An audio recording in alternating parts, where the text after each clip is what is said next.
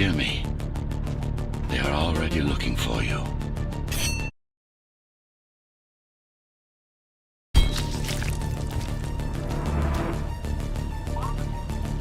Relax. Your implants are still adjusting to the software. I'm in a prison. I can calibrate only your basic protocols from in here. It'll have to suffice for now.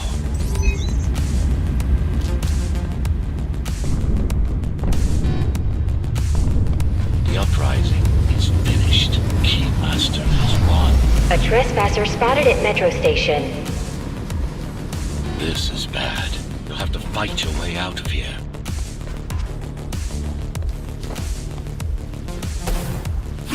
The air ducts lead to another sector.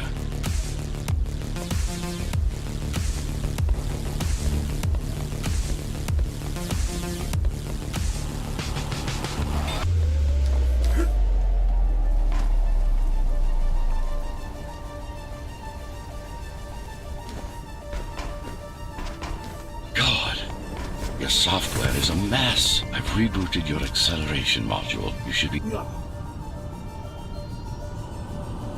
able to squeeze through that turbine.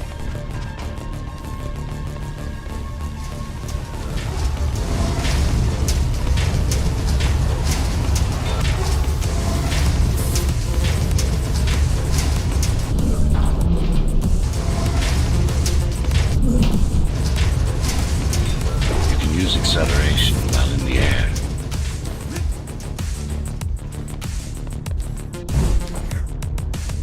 The trespasser is in the air ducts. Careful now. They'll be waiting for you. Initiating the sensory boost. Focus.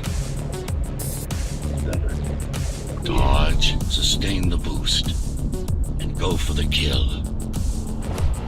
Well done, but you won't last long in this state. You have to get me out of prison so I can get your software in order. I'm being held outside this dome zone.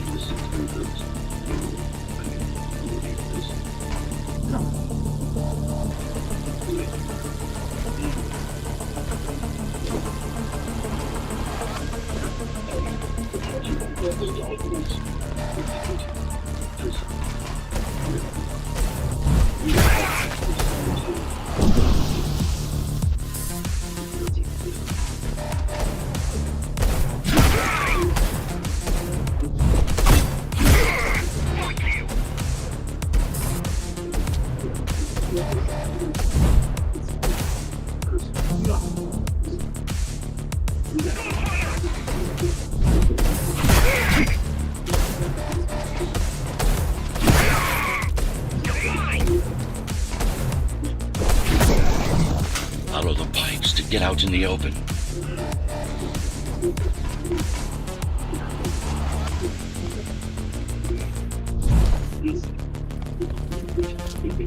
Use the surfaces to your advantage.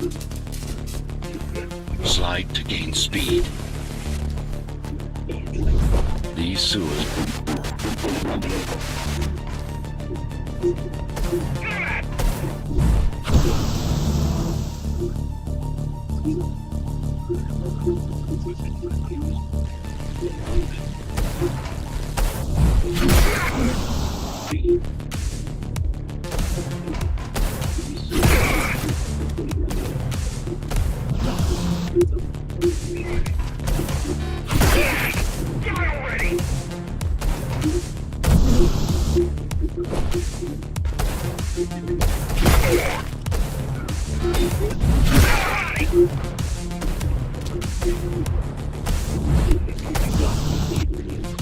Watch out!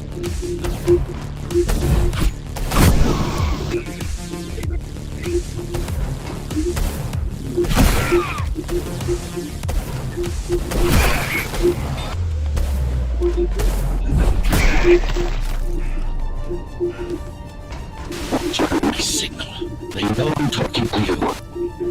It's only a matter of time before they breach the doors to my cell. Find me before they get inside.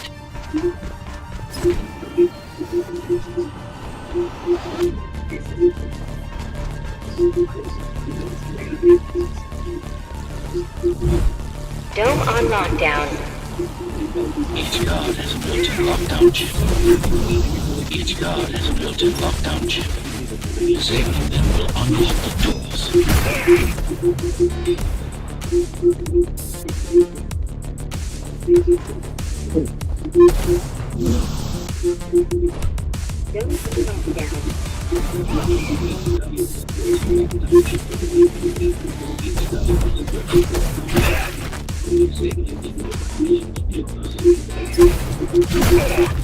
A trespasser spotted in the area.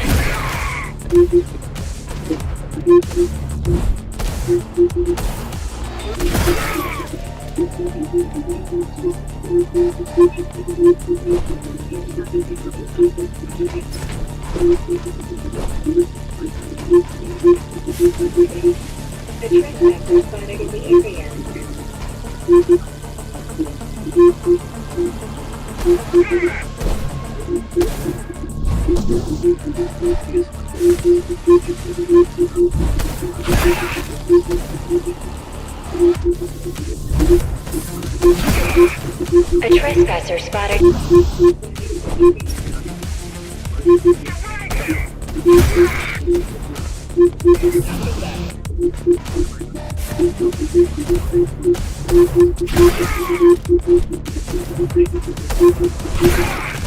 All tenants are to remain in their homes.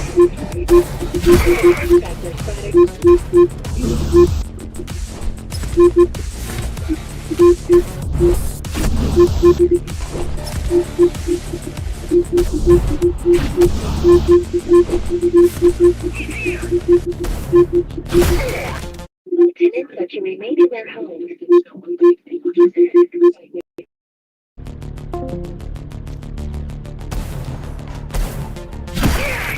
A trespasser spotted in the area.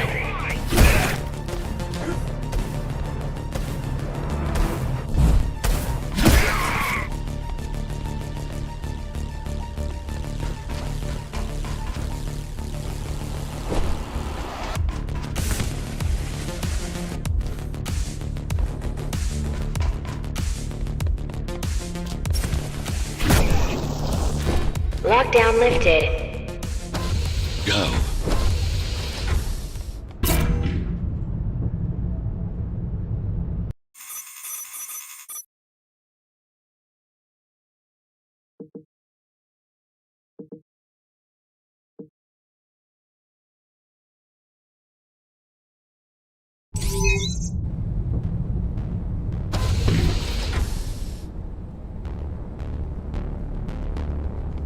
Prison towers up ahead.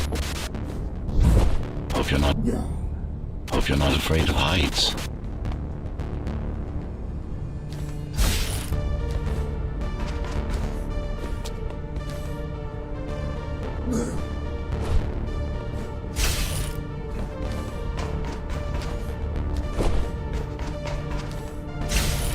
That preacher.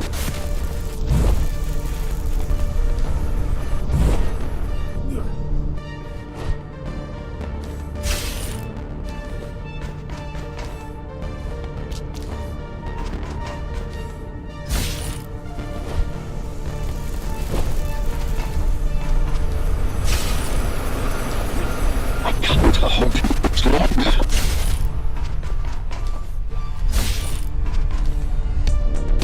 Find my cell. There's little time.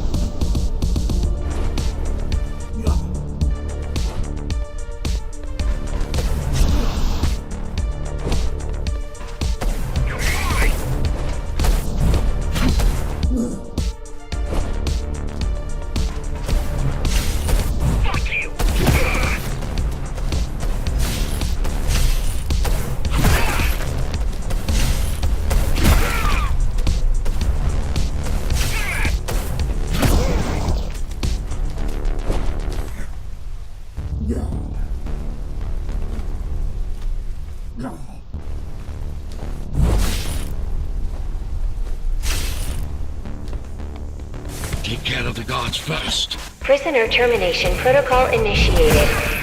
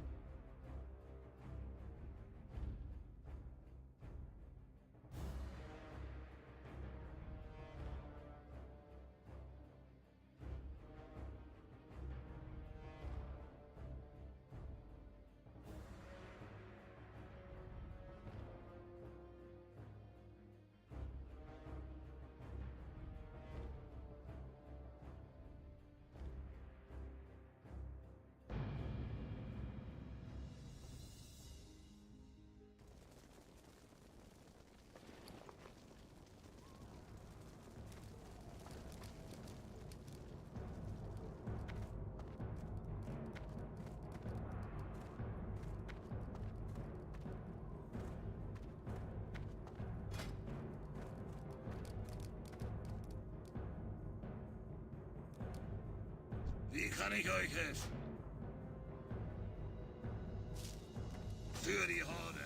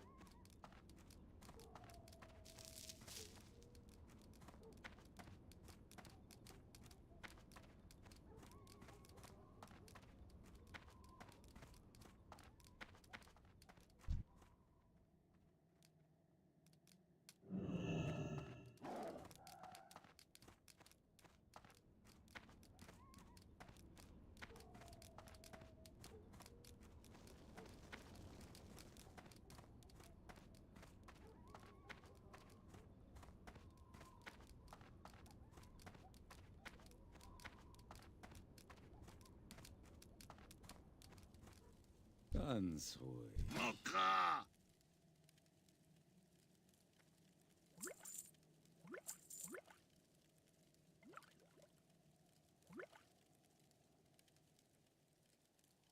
Leb wohl!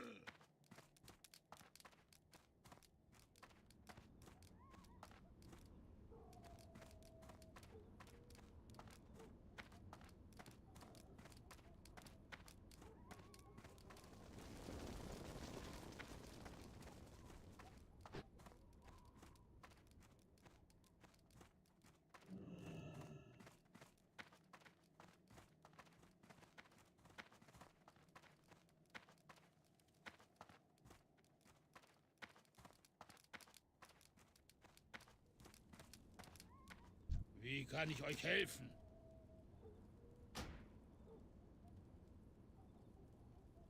Für die Horde!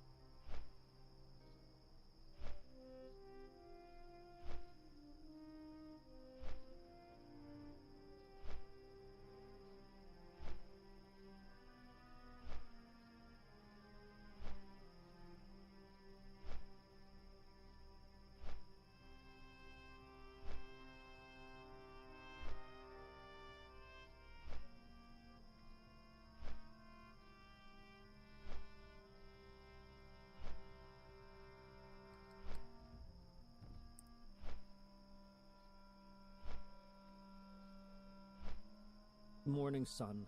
Our quartet stood on a hill overlooking New Thalinar, having found the outpost under siege. 3 contingents of warriors surrounded New Thalinar on 3 sides. That is, every side but the side facing the waters of Thousand Needles. Elf sentries and archers manned New Thalinar's makeshift battlements, but no arrows were being loosed, at least not currently. Hackle pointed at the raiders and said, "Grim Totem Tribe. Tauren." Aram found this nearly incomprehensible. He thought of his friends, the Night Elf Thalis Greyoak and the Tauren Wool Breeze Rider, and saw no reason why Night Elves and Tauren shouldn't get along famously. He said, "I know the Kaldori are alliance, and the Tauren are horde, but most Tauren are horde, yes," Hackle said. "But Grim Totem hate horde." "So the Grim Totem joined the alliance?" Aram asked, more confused than ever. "No," Hackle said, sounding bored. Then he knelt down so he could scratch the back of his neck with his hind foot.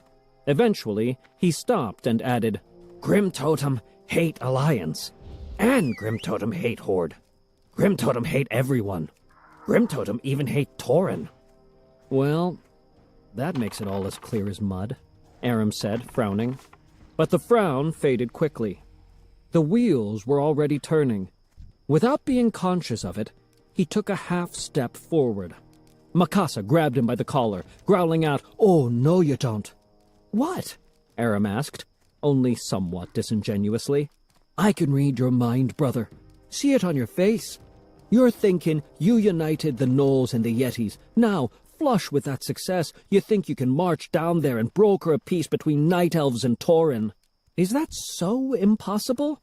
We'll never know, because I'm not letting you anywhere near either side, even if I have to hog-tie you to stop you.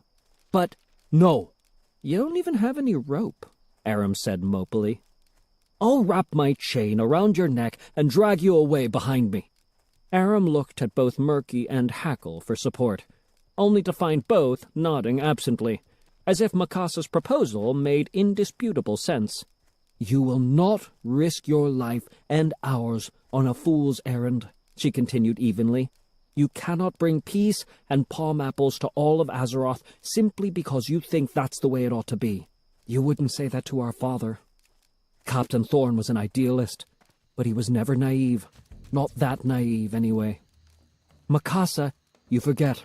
Malice is likely still after us. And we've already lost enough time. There are limits, Aramar, to what even a thorn can accomplish." Aram was trying hard not to sulk as they walked west, some distance out of their way in order to skirt the raid. They crested a hill and looked down on a very wide stream, or a very thin river, that they could see ran south around New Thalinar before turning east to feed Thousand Needles just below the outpost. If they remained in the trees on the far side of the stream, they could avoid all the Tauren and continue on to Gadgetzan. But here, that meant fording the rushing water to get to the western side. Aram's reluctance was palpable, and not caused by any lingering desire to bring peace and palm apples to elves and Tauren. Rather, the water itself made him nervous. In the last month, he had nearly drowned twice. Once while attempting to swim ashore from the Wavestrider's dinghy, and once when trying to rescue Murky from a stream, or river much like this one. Aram felt he didn't have good luck with water, but he said nothing. He figured he was being, well, silly. Murky enthusiastically swam across on his back, holding his little spear out of the water, above the flow. Mikasa, the tallest of them, followed, carrying the majority of their supplies, including Hackle's war club, which she had reluctantly relinquished to her. The water was up past her knees, but she was always sure-footed. Hackle nodded to Aram, who nodded back, smiling uncomfortably, and waded in. After 3 steps, the water was practically up to Aram's waist, but he kept walking forward. The riverbed stones felt slippery under his boots, and once he nearly lost his footing before recovering. He swallowed hard and looked up. His eyes met Mikasa's, and he thought he could see her dawning realization that he was afraid. She called out, "Take it slow! 1 step after another!" He nodded to her and took it slow, 1 step after another.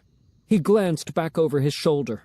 Hackle had followed Murky's lead and was swimming, dog-paddling across. He paused, treading water, waiting for Aram, who was now about halfway to the other side. Suddenly, Aram thought of the sketchbook in the back pocket of his breeches, which was currently right at the waterline. It was wrapped in oilskin, which had always preserved it before, even when diving off the dinghy or rescuing Murky had completely submerged him. So he continued forward, feeling confident it would survive this too. But what of the acorn? The seed of Thalas was in a leather pouch tied to his belt. It too was wrapped in oilskin. But how well wrapped? Thalas had used his dying breath to warn Aram not to let the fist-size magic acorn get wet.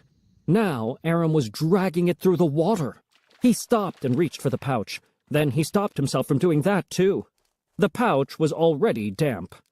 Either the oilskin was doing its job, or it was already too late. Checking on it now would only risk soaking a seed that was potentially still dry.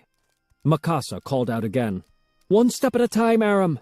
He started forward with a new determination to get to the other side and onto dry land, where he could safely check the acorn as soon as possible. And pretty much instantly, he slipped. His right foot found no traction and was swept up by the current, the toe of his boot almost clearing the water. He fell backward. Hackle was right there and tried to grab Aram, but buoyed up by his clothes and with no purchase at all on the riverbed, Aram was quickly washed downstream out of Hackle's reach. The water was cold, but he'd been in colder. The stream was flowing fast, but he'd fought stronger currents. His head disappeared beneath the waterline a couple of times, but never for very long, and he was always able to surface quickly and grab a breath. He'd been so afraid of this exact thing that when it wasn't quite as bad as he'd imagined, he actually gained confidence. The river, or stream, was deeper here. He could no longer touch the bottom with his feet, but he felt certain he'd eventually be able to make it ashore without drowning. So, he tried to swim. He looked back and saw Hackle swimming after him, only 10 yards or so behind. He looked toward shore and could see Mikasa running alongside, ready to dive in. He couldn't see Murky at all, and then suddenly, Murky emerged from beneath him. The murloc wrapped one thin but surprisingly strong arm around Aram's chest and kicked with both webbed feet to propel them toward Mikasa. Within seconds, they were stumbling up onto the sand. Hackle followed. Aram coughed a couple of times, but mostly just felt embarrassed. Sorry, he said. Then he thanked Murky and apologized again to all three of his companions. Murky seemed truly glad to have helped Aram and thanked him for providing the opportunity to be of use. Mikasa actually patted the little murloc on his head. High praise indeed. She didn't even wipe his slime off her hand until after his attention had shifted back to Aram. Hackle shook himself from head to haunch, spraying water everywhere, including all over his three compatriots. It reminded Aram of his dog, Soot, after a swim in the Lakeshire quarry, and brought a smile to his face. "You're sure you're all right?" Mikasa asked. "I'm fine, I swear," he said, while confirming that the compass was still around his neck. Then his thoughts returned to the seed. He moved farther from the stream, or river, and reached for the soaking wet pouch, still firmly tied to his belt. "I just want to make sure the acorn didn't get wet." "Stop," she said. "Your hands are wet." He tried to dry them on his breeches, but of course they were soaked through. She grumbled something unintelligible, and then turned around and removed the shield from her back. "Use the back of my tunic," she said, with enough distaste for him to notice. He rubbed his palms and fingers on the dry material, then, carefully, cautiously, untied the leather pouch. The crystal shard was there, and the oilskin-wrapped acorn. The oilskin seemed to have done its job. Water beaded on it and slid off as he lifted it up. Carefully, cautiously, he unwrapped the acorn. It was dry. He breathed a heavy sigh of relief. All four of them exchanged a smile. "Everything's fine," Aram thought. "I didn't drown. The acorn didn't get wet. This is just a minor inconvenience. That's all." He began to re-wrap the seed in its oilskin. Then somehow, it started to slip. He bobbled it, trying to hold on. Mikasa, Hackle, and Murky all gasped. All four lunged to grab it, but all four missed, and the acorn fell, right toward a large puddle forming at the feet of the dripping wet Aramar thorn. It landed in the shallow water with a visible and audible splash. Part 2. Navigating Thousand Needles. Chapter 13. Blossomling. Aram stood there, frozen, staring down at the acorn in the puddle. They all did. Then, a good 3 seconds later, they all simultaneously bent to pick it up, knocking their heads together like players in a traveling comedy. Thus, a chorus of "ows" was the first sound to greet the hatchling of the seed of Thalys. Or perhaps the correct term might be blossomling. In any case, the acorn cracked and then practically turned itself inside out, like a kernel of corn dropped in a fire pit. A flower of lavender and cyan emerged from the inverted shell and rapidly grew on a stem of royal purple. But the stem began to take on form and substance. It widened and lengthened, grew hair and skin to form over bone and muscle. Soon, 2 big green eyes were staring into Aramar Thorn's brown eyes. In fact, their eyes locked in on each other with such intensity that by the time this new entity blinked, allowing Aram to finally shake off the contact, he had missed much of the process of her growing. Now, however, he could take her all in. Take her in all her splendor. She smelled simultaneously of his mother's flower bed in spring and fresh-cut grass. But what truly struck him first were the colors, all the fine shades she brought forth, like an entire hothouse of orchids displayed together in a single petite form. For she was, in fact, an inch or so shorter than he. She had purple rose skin and burgundy hair, which faded to mauve, then to violet, indigo, and light blue, the farther it grew from her scalp. She had pointed elf ears, the color of a ripe peach, turning to cherry blossom pink at the tips. She had those big green eyes, but her features were otherwise subtle, and the overall effect of her face was quite pretty. The original flower, which by this time had a blood red, or perhaps magenta center, surrounded by white petals tinged with pale yellow and pink, now appeared to decorate her long locks, though in point of fact, it was a part of her. There were more flowers, too, baby yellow blooms and light pink posies around her neck, and cherry blossoms with yellow centers discreetly covering her small chest.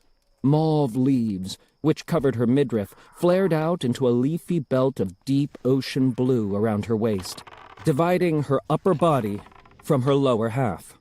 As if that delineation were necessary, as if the split between her top and bottom halves might go unnoticed otherwise, since from the waist down she was something akin to a four-legged centaur. And yet she was nothing at all like the centaur Aram had seen in Flayer's Point. Those beast men and beast women were huge, massive, and misshapen. She was small, delicate, and elegant, and her lower body had less in common with a horse's bulk than with the lithe shape of a fawn, painted with short, dark purple fur hinting at rusts and more burgundies. She had tiny black hooves shaded with more dark purple, and a tail that matched her hair color with curly tendrils of teal at the back. Despite these unusual qualities, this girl, for in appearance she seemed to be about 12 years old, that is to say, roughly the same age as Aram himself, fascinated our young hero. Which in part explains why he stood there, staring into her eyes once again, with his mouth hanging open. To be fair, he wasn't the only one staring rather foolishly at the newcomer. Mikasa Flintwill, her mouth also hanging open, stood behind this strange child of nature. Hackle and Murky stood to either side. Their mouths hung open too. The newly blossomed youngling opened her mouth to speak in a voice that was almost musical in its tone, timbre, and clarity. Aram would later decide she sounded much like the wind chimes Rob Glade made to sell at market on slow days at the forge. She said, "Spring has come." Aram managed to squeak out 3 words. "You can talk." "Yes," she said, "and so can you." She sounded quite impressed with them both. He nodded stupidly, as if he were also impressed with his own, currently meager ability to form words. Actually, he was struggling to remember exactly what she had said. Failing, he rather cleverly asked, "I'm sorry, what did you say?" "I said, you can talk too." "No, before that." She thought about this for a moment. "Oh, yes. I said, spring has come." "Actually, it's summer. Late summer, even." She shook her head as if he were being quite silly. "Summer is coming." It didn't seem to be a point worth arguing. Instead, he asked, "Sorry, what are you?" She said, "I am a dryad." And still Aram nodded stupidly. He'd never heard the word before, but guessed that was her species. Perhaps sensing his ignorance, she added, "A daughter of Cenarius." Again, he nodded. He vaguely recalled Thalys mentioning something called the Cenarian Circle, and assumed it had something to do with this dryad's father, but that was all he could glean. She smiled again, as if she were taking benign pity upon him, and said, "My name is Tarandrella, but for beings such as yourselves, perhaps that is too long for regular usage. So you may call me Drella." Murky said, "Drella," she corrected. He attempted again. "No, Drella. Close enough," she said cheerfully. She looked about at her new companions, even turning around on 4 delicate hooves to take in Mikasa. "You are all so beautiful," the dryad said, "and all so different." Thank you, Mikasa muttered. Which of you is Thalis Greyoak? 4 sets of eyes fell under her inquiring gaze. Then 3 of those sets turned toward Aram. So she turned as well. His mouth was dry. He swallowed and said, We're sorry, but Thalis died. Oh, she said. It'll be all right. He thought of reaching out a hand to comfort her, but wasn't sure if that was, well, allowed. She shrugged. All things die. He bristled a bit at her coldness, and yet there was nothing particularly cold in her demeanor. Quite the opposite. She said, Still, I will miss our little talks. Mikasa said, You talked to Thalis? When? Well, I suppose I did not talk. Not in a way you 4 would understand. But at night, every night, he would whisper to me. To my acorn, that is. And in many different tongues. That is how I know how to speak to all of you. She turned to Murky and asked, Turla? Murkle? Nurgulsh? Murlok? Murkle? Murkle? Murky said, nodding happily. Murky, he continued, pointing at himself. Then, in turn, he pointed out, Urum, Murksa, Ukle. Aram quickly reintroduced himself and the others as Aram, Mikasa, and Hackle. It is lovely to meet each and every one of you. Thalis mentioned you, Aram, and you, Mikasa, and Murky. He was quite fond of you 3.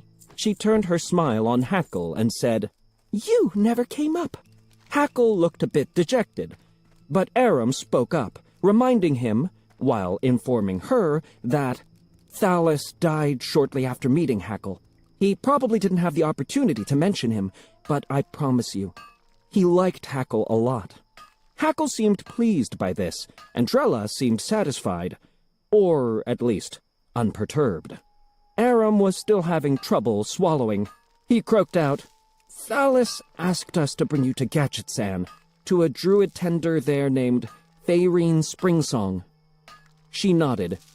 Thalis mentioned her too, considerably more often than he mentioned any of you. He was very fond of Faerine. It was almost embarrassing. Yeah. I got that sense, a little, maybe. They were all silent for a while. Eventually, Aram said, So, we'll bring you to see Faerine, okay? If you like, the Dryad replied. They all stood there for a while. Finally, Drella said, Do we go now? Yes, Mikasa said, eager to be moving on. This way.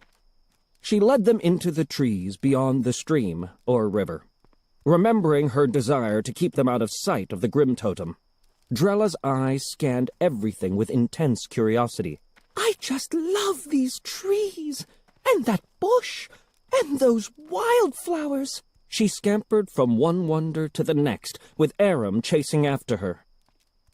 When the party stopped briefly to consult Aram's map, the original foursome looked up to find their new 5th gone. Mikasa ordered, Find her! Simultaneously to Aram calling out, We have to find her! They split up, heading in 4 different directions. Aram found her within a few minutes, conversing pleasantly with a hive of bees. Keeping his distance, Aram said, There you are. She maintained focus on the bees, but answered, I am always where I am. Right, but you shouldn't wander off like that. Why? She asked, coming to him and away from the bees, to his immeasurable relief. Well, there might be Tauren patrols in the area, and... Oh, I have never seen a Tauren. Let us go find one. No, see, they're not friendly. Why? Thalis said very nice things about Tauren. Actually, all the Tauren I've met have been pretty nice. Well then? Aram was flummoxed. How had he come to be arguing against his own earlier arguments? There was still a part of him that very much wanted to walk up to the Grim Totem and convince them that all this fighting and sieging were completely unnecessary. But the greater part of him now felt he couldn't risk Tarandrella. I have to protect her. So instead of answering, he called out, rather desperately, to Mikasa, all while Drella smiled at him charmingly, and he nevertheless wished he could stuff her back in that acorn until they reached Gadget-san. Mikasa, Hackle, and Murky soon rejoined them, and their hike continued. As the Dryad turned her attention to rubbing the various black spots amid Hackle's yellow fur, causing him to shake his left leg vigorously with every other step, Aram caught up to Mikasa and whispered anxiously, "She thinks she knows everything, but really knows nothing."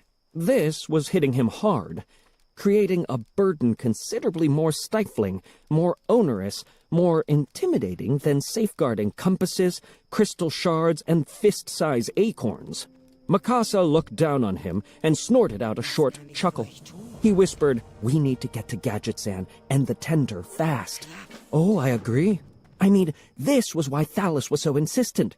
He wasn't giving us an acorn, he was giving us a person." "Yes, I'm aware of what we both witnessed." "Then why are you smiling?" "You found a baby," she said. "Now you have to bring baby to Mama. That's a lot to take on." "Exactly. And she's worthy of protection, but at the same time, you hate that you are responsible for this child." "Yes! Welcome to my world." Chapter 14. Wake-up Growl. Steering clear of New Thalinar, their troop, for so Mikasa had begun to perceive it, much to her endless chagrin, had stopped for the night at the edge of the forest, with the waters of Thousand Needles shimmering under Azeroth's moons just beyond the trees. All but Tarandrella consumed the last of the bear steak they had rationed. She asked each in turn for seeds. None of them had seeds. She found a small, stunted berry bush and held her hands over it. The bush slowly began to grow before their eyes, and a few berries blossomed, but the effort seemed to exhaust her. She said, "This was much easier when I was an acorn." "Maybe because Thalys was helping?" Aram offered. She shrugged. He had his sketchbook out and had just finished adding the Dryad to it. He regretted more than ever that all he had was a charcoal pencil and that he couldn't capture all of her brilliant colors on the page. But as Rob used to say, "It is what it is." Aram turned the leaves back until he found his portrait of Thalys, in both the shapeshifter's Kaldori and stag forms. He showed the sketch to Drella. She asked, "Who is this?" "It's Thalys," he said, a little confused, as he had clearly written Thalys's name on the page. "They're both Thalys." "Oh, so that is what Thalys looked like. He was so beautiful, was he not? I especially like him as a beast." "You can't read, can you?" "I never had eyes before," she said cheerfully. "Would you teach me to read? I like learning new things." He nodded, though he wasn't exactly sure how to go about it. "Hackle no read," Hackle said. "Aram teach Hackle too, and Hackle learn." "Nook, Murky fool," said the Murloc. "Murky, Murgo." Mikasa said, "You'll be opening a schoolhouse next. Do you want to teach them?" Aram asked, knowing the answer full well.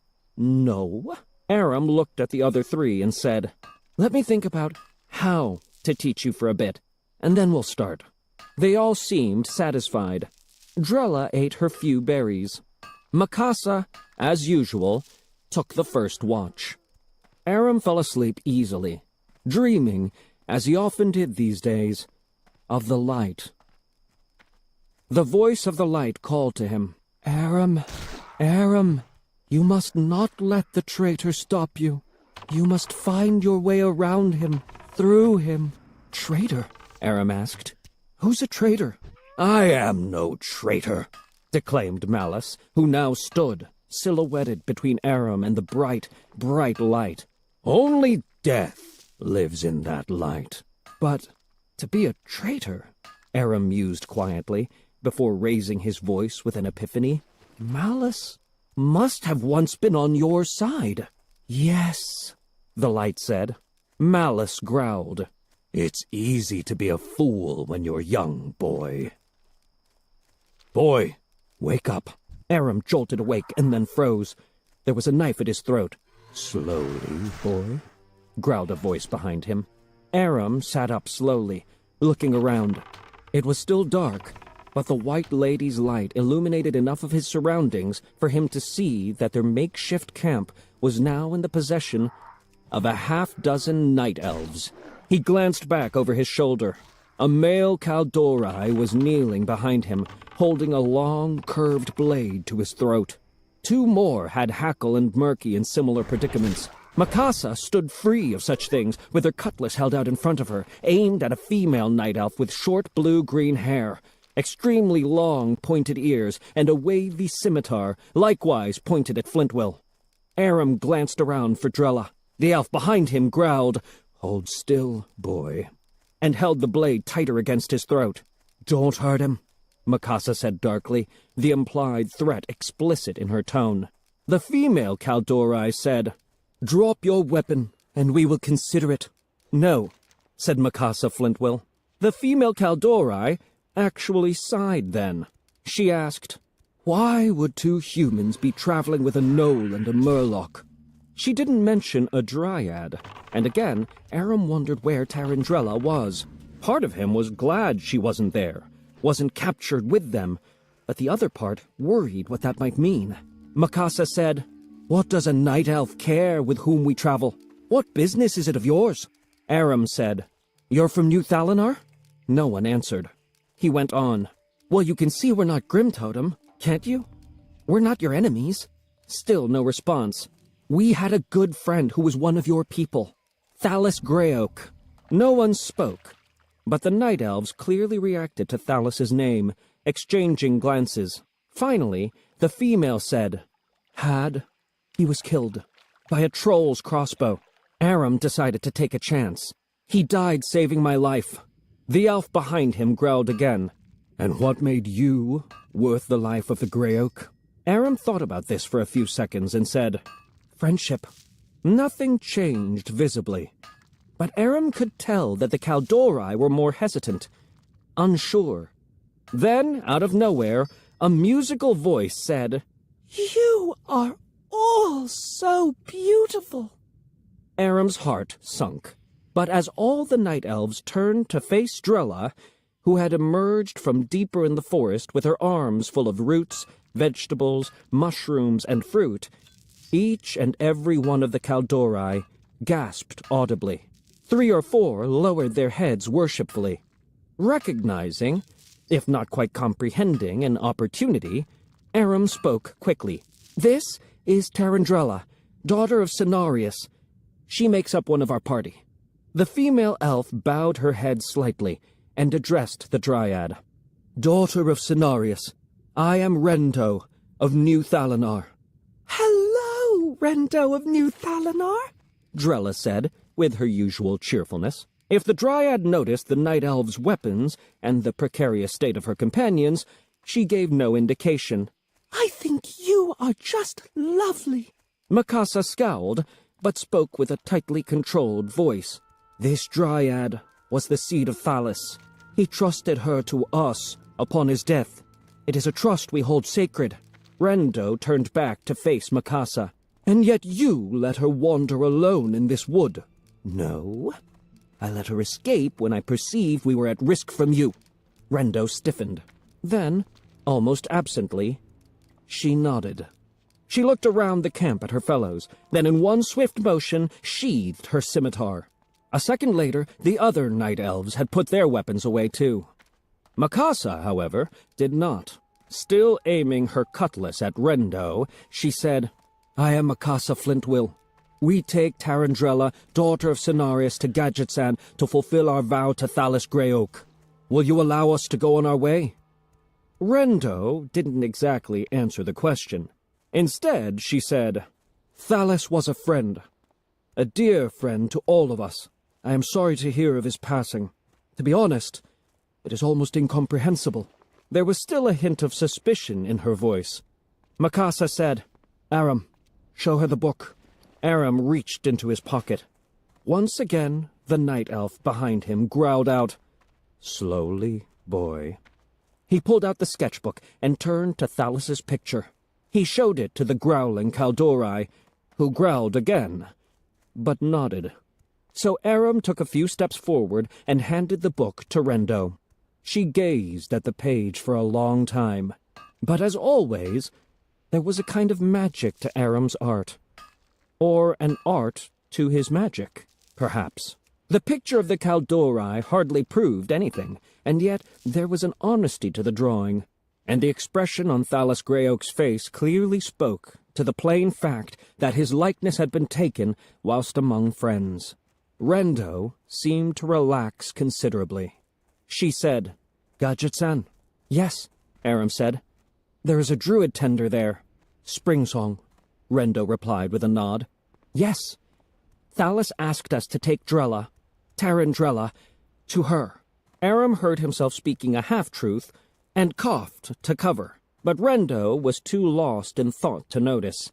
Drella said, "Thalas spoke of Faerine often. He never mentioned anyone named Rendo." Aram shot the dryad a look, but she simply smiled at him. Finally, Rendo spoke. "My apologies, daughter of Cenarius. My apologies, Flintwill. My apologies to you all.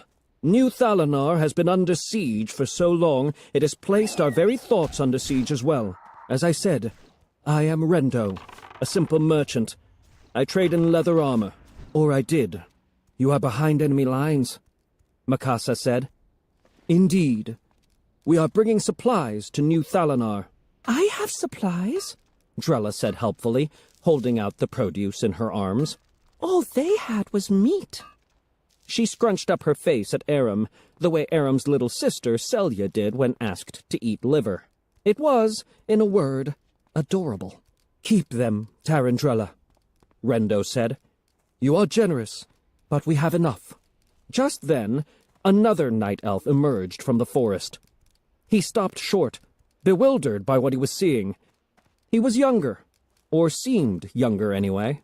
To Aram, he looked to be about 15, but for all Aram knew, that could mean he was only 1,500 years old instead of 15,000. "Speak, Garanth," growled the growly Kaldori, who still stood behind Aram. He shook off his confusion, stepped up to Rendo, and spoke with some urgency. "A Grim Totem patrol approaches. Too many to fight." "How far away?" Suddenly, Rendo was all business again. She reminded Aram, to no small degree, of Mikasa. 4 minutes? 5 if we are lucky." "I don't want to count on luck," Mikasa said, and Rendo nodded to her in agreement. Rendo said, "We need to avoid that patrol and get our supplies to the outpost, and we cannot risk being slowed by you. And you need to get the Dryad to safety, which means getting her as far away from here as possible, as fast as possible. You have a suggestion?" "I do." Rendo pointed toward the water. "My boat is right over there, hidden in the rushes. Though it is small, it is yet big enough to hold all of you. Take it." "Really?" Aram asked. "The patrol might find it anyway and scuttle it. Sail it down the canyon, all the way to Fizzle and Pozek's speed barge." "To what?" "Do not worry. You cannot miss it," Rendo said. "We'll find it," Mikasa said. "It sounds lovely," Drella said. "It is not," Rendo said, "but it will serve. When you arrive, you can leave the boat for me with a human woman named Daisy, who works at the inn there. She can also arrange for you to purchase further transport to Gadget-san." "This is very generous," Aram said. "Thank you." "It is the least we can do for friends of Thalas Greyoak, let alone a daughter of Cenarius." She handed Aram's sketchbook back to him. "Now, go. We cannot stay to cover your backs, so be quick." Aram stooped to pick up his father's leather coat, which he had been using for a pillow. By the time he stood, the Kaldori had vanished. Mikasa whispered, "Come." Hackle and Murky followed her, but Drella hesitated.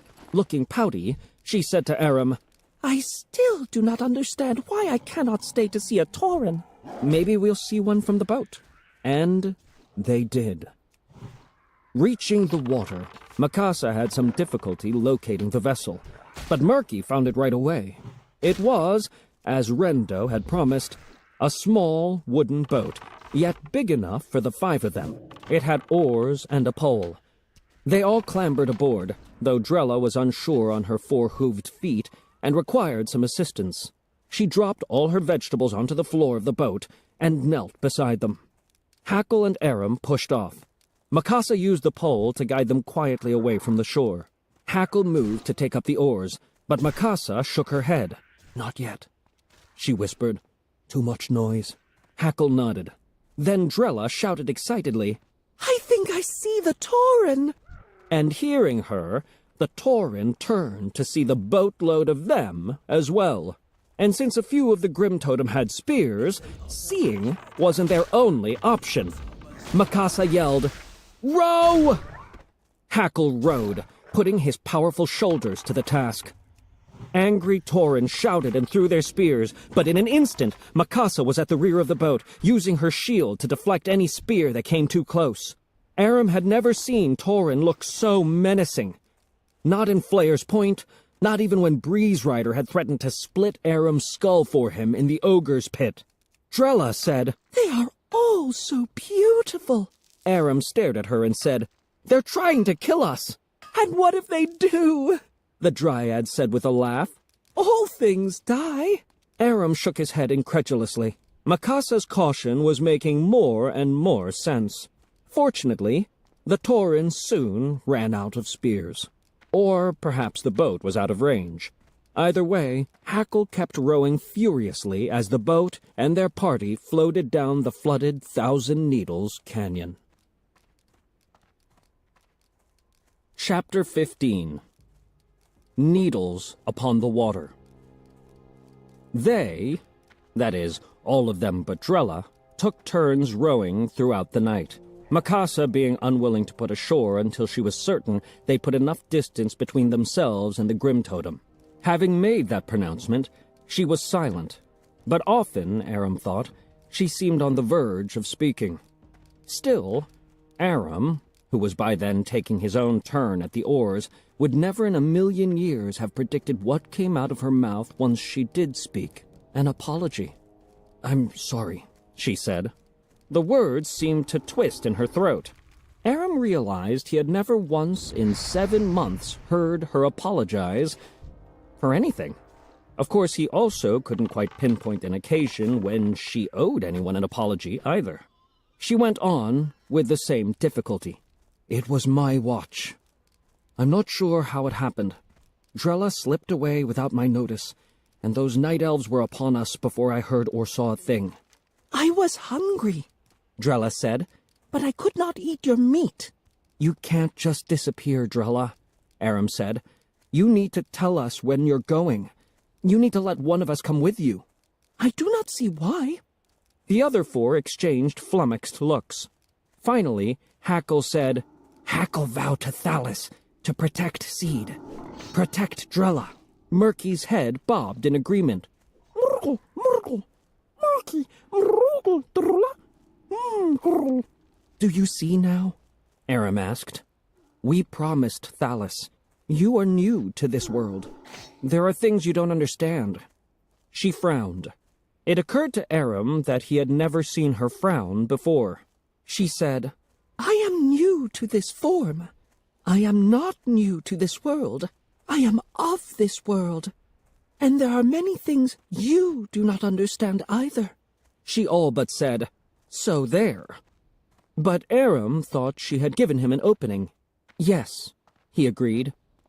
"There are so many things I don't understand, which is why we all must stick together." She considered this, and then nodded decisively. "Yes, that makes some sense." The other four breathed a collective sigh of relief. Then she added, "After all, I must not leave you four alone to fend for yourselves. You may require my protection." Aram started to respond, but changed his mind. Whatever works, he thought. Mikasa returned to her original point, as if it were a burr in her boot. "I do not believe I fell asleep, but I failed you all. None of us are perfect," Aram said. She waved him off dismissively. Murky said,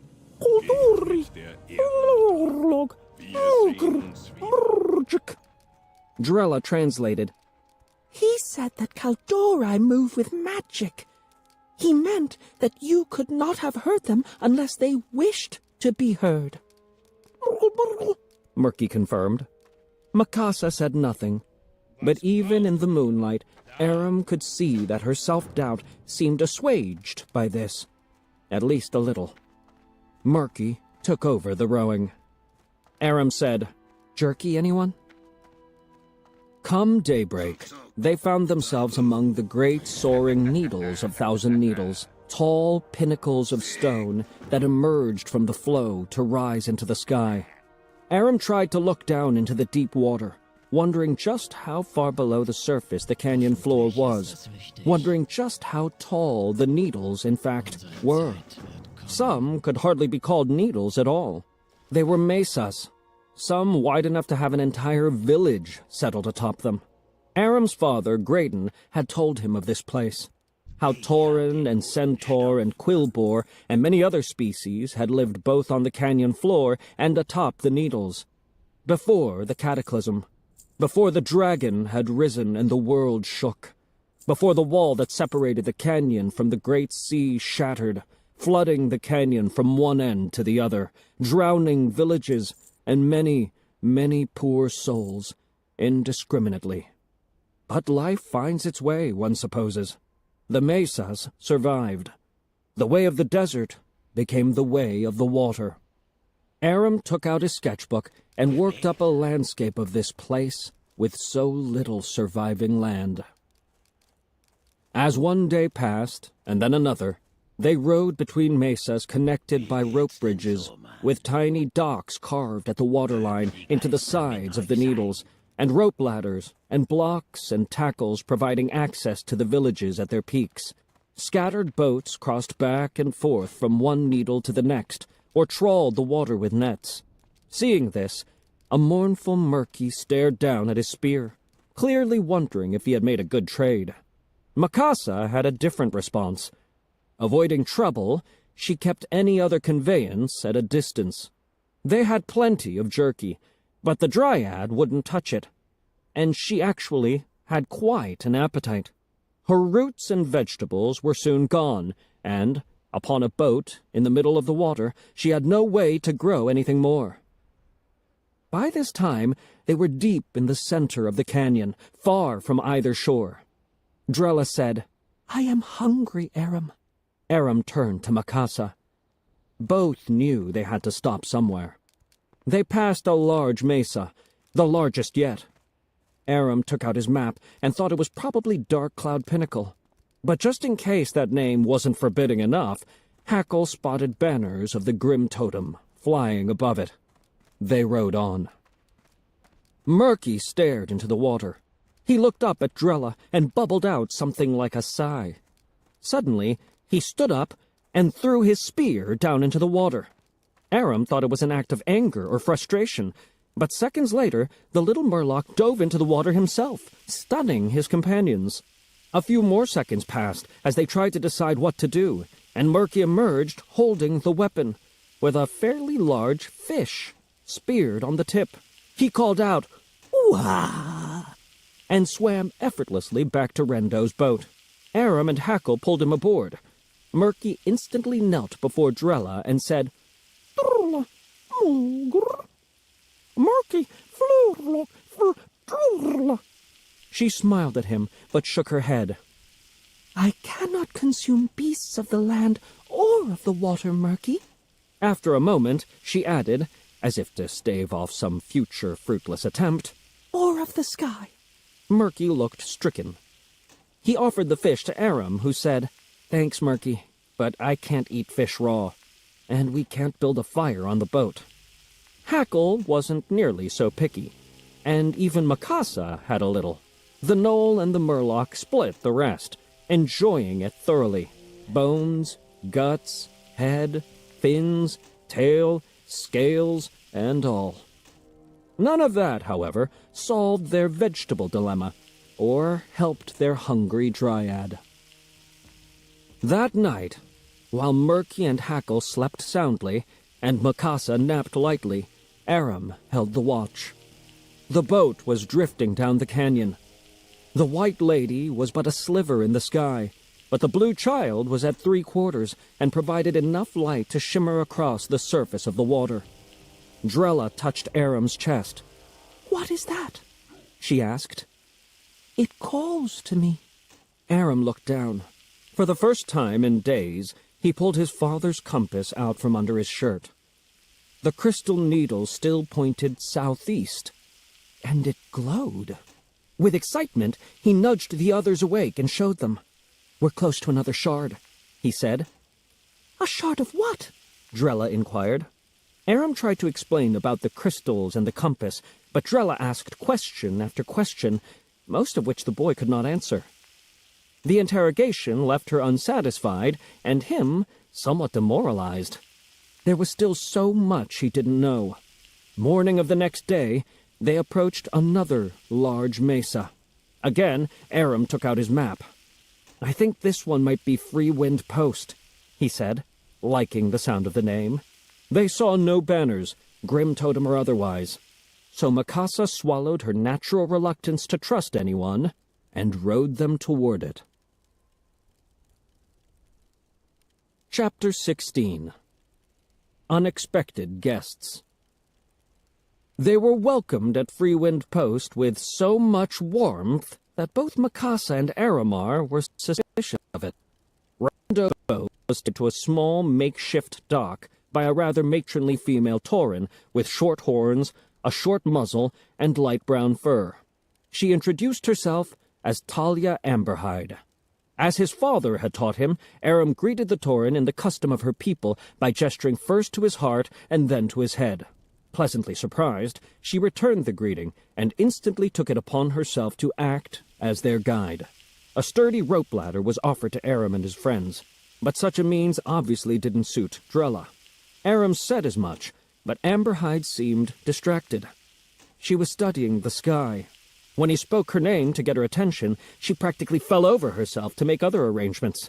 Soon, Talia, Mikasa, Murky, and Hackle were climbing the ladder, while Aram stood with Drella upon a shaky supply platform that was raised to the top of the mesa by strong tauren muscles tugging ropes through pulleys. It occasionally bounced against the needle's stony side. Aram felt completely off balance, and Drella put a hand on his shoulder to steady herself. Or perhaps to steady him. Once topside, Amberhide led them first to a small market, where Aram, before Mikasa could stop him, pulled out a gold coin and tried to use it to pay for Drella's vegetables. But the grimacing quill-bore peddler couldn't come close to making that much change. He seemed impatient, not to make a sale, but to end the transaction one way or another. Talia generously used a single copper to purchase more than Drella needed. Drella was very pleased. Pleased to have something she could eat, and pleased to finally see a tauren. Any tauren, up close. The Dryad thought Talia particularly beautiful. Then again, the Dryad also thought the grimacing and impatient Quillbore beautiful, so as usual her standards of beauty didn't seem particularly exacting. The Quillbore, all bristles and snout, kept glancing toward the descending sun and pawing the ground with his right hoof. As soon as they moved from his stall, he began packing it up for the day. Talia invited the 5 of them to her home for supper. She claimed to be eager for news of the world beyond Free Wind Post, and thought she'd also invite some friends who would be just as interested. She pointed out her canvas hut and told them to meet her there at sundown. She took off at a fast jog, then looked back and noticed her new acquaintances watching. She slowed to an amble, as if in no particular hurry to extend her other invitations. Before Mikasa could reprimand him, Aram said, "I shouldn't have shown that gold coin. I'm sorry. It's done," she said. "But it means we have to stay alert. Amberhide saw you had gold. So did the Quillbore and another tauren. The female lingering by the fish stall. They might not be thieves. They might not. But they might mention your gold to one who is. Plus," Hackle finished her thought, "Amberhide too nice." Drella said, "I did not know one could be too nice. Thalis never mentioned such a thing." Murky nodded. Murgle, murgle. He was agreeing with someone, but it wasn't too clear with whom. Aram was silent. He looked at Drella. Like her, he wanted to believe Talia Amberhide was exactly who she appeared to be, but his responsibility to the Dryad had made taking anyone at face value difficult. He turned to Mikasa. "We have the vegetables. Should we skip supper and go?" Now Mikasa was silent for a time. When she did speak, she chose her words carefully. "There are questions I want to ask. Or at the least, answers I want to get. Something in this place is not right. I can feel it. Taste it." What does not right taste like, Mikasa? Drella sounded slightly cross. Mikasa ignored her but continued. "I want to know what's not right. Want to be sure that whatever it is won't follow us if we leave." "When we leave," Aram said. "Yes, I'm going to look around. Ask around. But I want you four to stick together. You understand that, Drella? Stay with Aram, Murky, and Hackle." Drella said, Yes, you want me to protect them. "If necessary. Please." I can do that, Mikasa. "Thank you, Drella. I'll meet you all back here before sundown." Mikasa moved off, but not before shooting a look at Hackle, who nodded back to her, clearly taking responsibility for protecting the others. Aram's cheeks burned. After all this time, his sister still didn't trust him. Not really. She was still his babysitter, the way he was now Drella's. This hurt. He knew he wasn't the greatest fighter in the world, but hadn't he proven himself in one dangerous situation after another? "Come on," he said, revealing more anger than he cared to. "We're looking around too."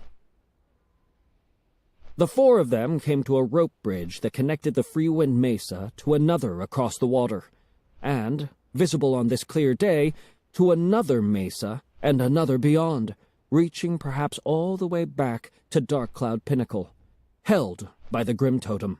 Was that what was wrong with the place? Was the bannerless Freewind some kind of bait, luring in unsuspecting travelers?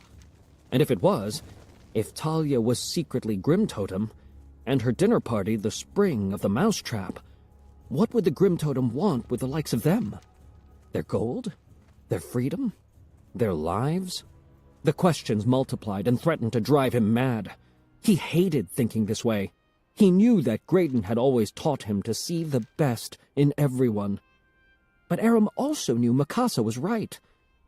He, too, could taste something in the air. What was it? Fear? Yes, fear. Everyone, from the kind and obliging Talia to the gruff and grimacing Quilboar merchant, was afraid of something. Meeting up with Mikasa a good 20 feet from Amberhide's hut and a good 20 minutes before sunset, they compared notes. Most of Freewind Post's inhabitants were either Tauren or Quilboar, two races that couldn't well stand each other, and it showed.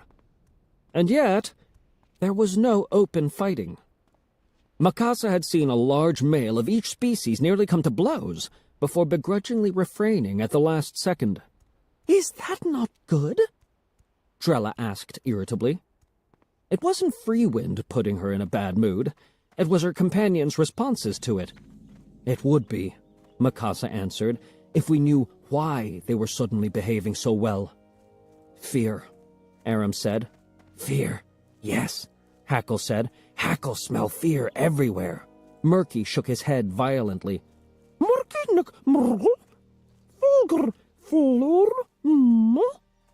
Drella answered him. Murgle. Fear does have a smell, but I smell nothing, and I have a very sensitive nose. She crinkled and twitched it, as if to prove her point. It was, once again, adorable, but not particularly convincing. Aram put a hand on her shoulder and spoke as reasonably as he could manage. Is it possible you haven't been around enough fear to recognize the scent? Yet. I mean, you've never been afraid. She considered this. That is true. She straightened her back. Nothing scares me, Aramar Thorn. Everyone just stay ready, Mikasa said. She led them into the hut. Talia was there, wearing a new dress of brown and red and blue, setting the table with the help of an ageless, tall, and graceful female high elf, a Quel'Dorei, whose presence took Aram's breath away. Before he could speak, she said, "I have seen you before, boy." Aram nodded and pulled out his sketchbook. In Flayer's Point. He was soon searching its pages for a particular sketch. "Yes," the elf said, her light gray eyes widening with some surprise. "You have a good memory for a human. You could not have laid eyes on me for more than a few seconds. You make an impression, lady. Elmarine. Magistrix Elmarine." He found the page he was looking for and showed it to her, saying, "It doesn't do you justice, I'm afraid." Drella said, "You do not smell afraid." "It is a good beginning," Elmarine said, smiling down at Aram's unfinished sketch of herself. "I drew what's there from memory, but I always do better when my subject's in front of me. Perhaps, Magistrix, you would allow me to finish it now?" He glanced at Mikasa, expecting some disapproval, but she nodded. She knew the power of Aram and his book. Together, they might just loosen some tongues. Talia said, "I can finish setting the table. Sit, Elmarine. Pose for the boy." Just then, a young and burly Quillbore female entered in a bit of a rush. She had rust-colored bristles, bulging muscles, and mismatched tusks. Her right tusk pointed up, but her left angled outward dramatically. Talia said, "Ah, Shagtusk, I'm glad you were able to come." Mikasa said, "Is everything all right?" Shagtusk stared at Mikasa without speaking. Talia stepped between them. "Shagtusk, this is my new friend, Mikasa Flintwill. You know Magistrix Elmarine, and this is Hackle, Murky, Tarandrella, and Aramar Thorn." Shagtusk still said nothing. She stared at Talia's other guests, studying each in turn. Once again, Aram made use of his father's lessons, and when Shagtusk's eyes fell on him, he snorted loudly, the traditional Quillbore greeting. Almost automatically, she snorted back. Then she scowled, more at herself than at him, and took a seat at the rear of the hut, facing the doorway. It was the seat Mikasa would have chosen, which was somewhat telling. Mikasa sat beside the Quillbore and said, "Aram, after you're done drawing the Magistrix, you might want sketches of Talia Amberhide and Shagtusk, too. I would like that, if both are agreeable." "Certainly," Talia said, with a slight declination of her head. Shagtusk looked confused, but she nodded. Aram turned to the High Elf. "Magistrix?" "If you wish. Should I sit or stand?" "Stand, if you don't mind." "I do not." Aram sat and immediately got to work. Drella, Hackle, and Murky helped Talia finish laying the table. It was a generous supper. Firefin snapper on a bed of spinach leaves, mashed yams with melted butter, and fresh-baked bread. Aram ate while sketching Elmarine first, and then Shagtusk and Talia together. It seemed odd to see a Quillbore and a Tauren breaking bread side by side. Talia appeared quite comfortable, however, and Shagtusk appeared equally uncomfortable. Mikasa leaned past Shagtusk to question their hostess under the guise of giving her the desired news of the world beyond Freewind post, saying, "The Grim Totem lay siege to New Thalanar." "Yes," said Talia Amberhide. "Thalanar has been besieged for months. We also saw Grim Totem banners flying over Dark Cloud Pinnacle. At least, we thought it was Dark Cloud." "I'm sure it was," Talia confirmed. "Any problems with them here?" "Who?" Talia said, darkening. "The Grim Totem." Aram leaned forward to see if Talia showed any indication that she was hiding something. or to see if she'd exchange conspiratorial glances with either Shagtusk or Elmarine. But she didn't hesitate or consult the others in any way, speaking as if it was all old news, and not particularly interesting news at that. Oh, we've had our problems with the Grim Totem. Without a doubt. They laid siege to Freewind as well, but the Grim Totem are so universally... Here she did pause. Shagtusk spoke for the first time all evening. despised. I was going to say feared, Talia corrected.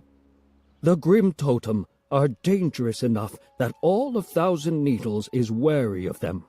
The other Shuhalo and the local Quillbore banded together to expel them from Freewind. Mikasa said, Quillbore and Tauren working together, and now living together. How rare.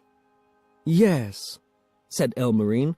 As you can imagine, it is an extremely uneasy détente, a delicate and fragile détente. In part, that is why I am here, to help keep the peace. Aram looked up from his sketchbook to study the Tauren and Quillbore. I suppose it helps to have a common enemy, but if gnolls and yetis can live side by side... Elmarine scoffed. Gnolls and yetis? Impossible. Hackle said, Not impossible. True. Aram make peace. The Magistrix turned from Hackle to study the boy again. She said, Have you drawn a self-portrait, Master Thorn? Aram frowned, but nodded, saying, It's a poor likeness. Might I see it? He nodded again, but instead showed her the finished portrait of herself. He thought it had turned out nicely and wanted to make a better impression first. Very good, she said. Perhaps slightly exaggerated, but I will not complain about that since it works in my favor. Aram felt stricken. Exaggerated? And the self-portrait? Sulking a bit, he flipped the leaves back to himself. It is a fine likeness, she said. Very telling. She held her hand, palm down, an inch or so over the page, as if trying to glean something of its essence. Yes, very telling indeed. But I should not be surprised. 2 humans travelling with a gnoll and a murloc is hardly commonplace. Hardly, Mikasa said. But for the 4 of you to be in company with a dryad, well, it is nothing short of astounding. Is it astounding? Drella asked. Why? You are a daughter of Cenarius, Tarantella. Yes, I know. It makes you sacred to the Druids, and it is odd enough to find you out of their company and out of their protection. I do not require protection. Is it spring or summer, Tarandrella? Spring, Drella answered, grinning. I thought as much. Aram started to ask about this, but a look from Mikasa stopped him. She subtly tugged down on her ear. Listen first, she was saying. So Aram listened. When summer comes, Tarandrella, your powers will begin to mature. You will be largely immune to magics. You will be able to abolish harmful sorcery and mystic affronts to nature. Formal training from a druid tender will help with that as well. And in spring? Drella asked. When the Magistrix hesitated, Drella implored her to go on. Please, I am very curious about all things, really, but I am especially curious about myself. I find myself quite fascinating. In fact, I believe I am the most fascinating individual on Azeroth. Elmarine smiled. You may be at that, child. Then please, tell me about spring. In spring, Tarandrella, you are immature and untrained. You are unsure of your abilities. I am not. That is untrue, little Dryad. You have great potential, certainly, but like any babe in the woods, you are not yet who you will be. I am not yet who I will be, Tarandrella repeated, not unpleased with the pronouncement. Aram said, We're taking her to a druid tender in Gadgetzan. Spring song? The magistrix asked. And when Aram nodded, she said, It is well. Drella giggled at this, which seemed odd to Aram.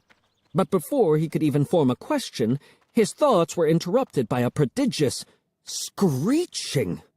Amberhide slammed her fists down. No, no, no, no, no, no, no!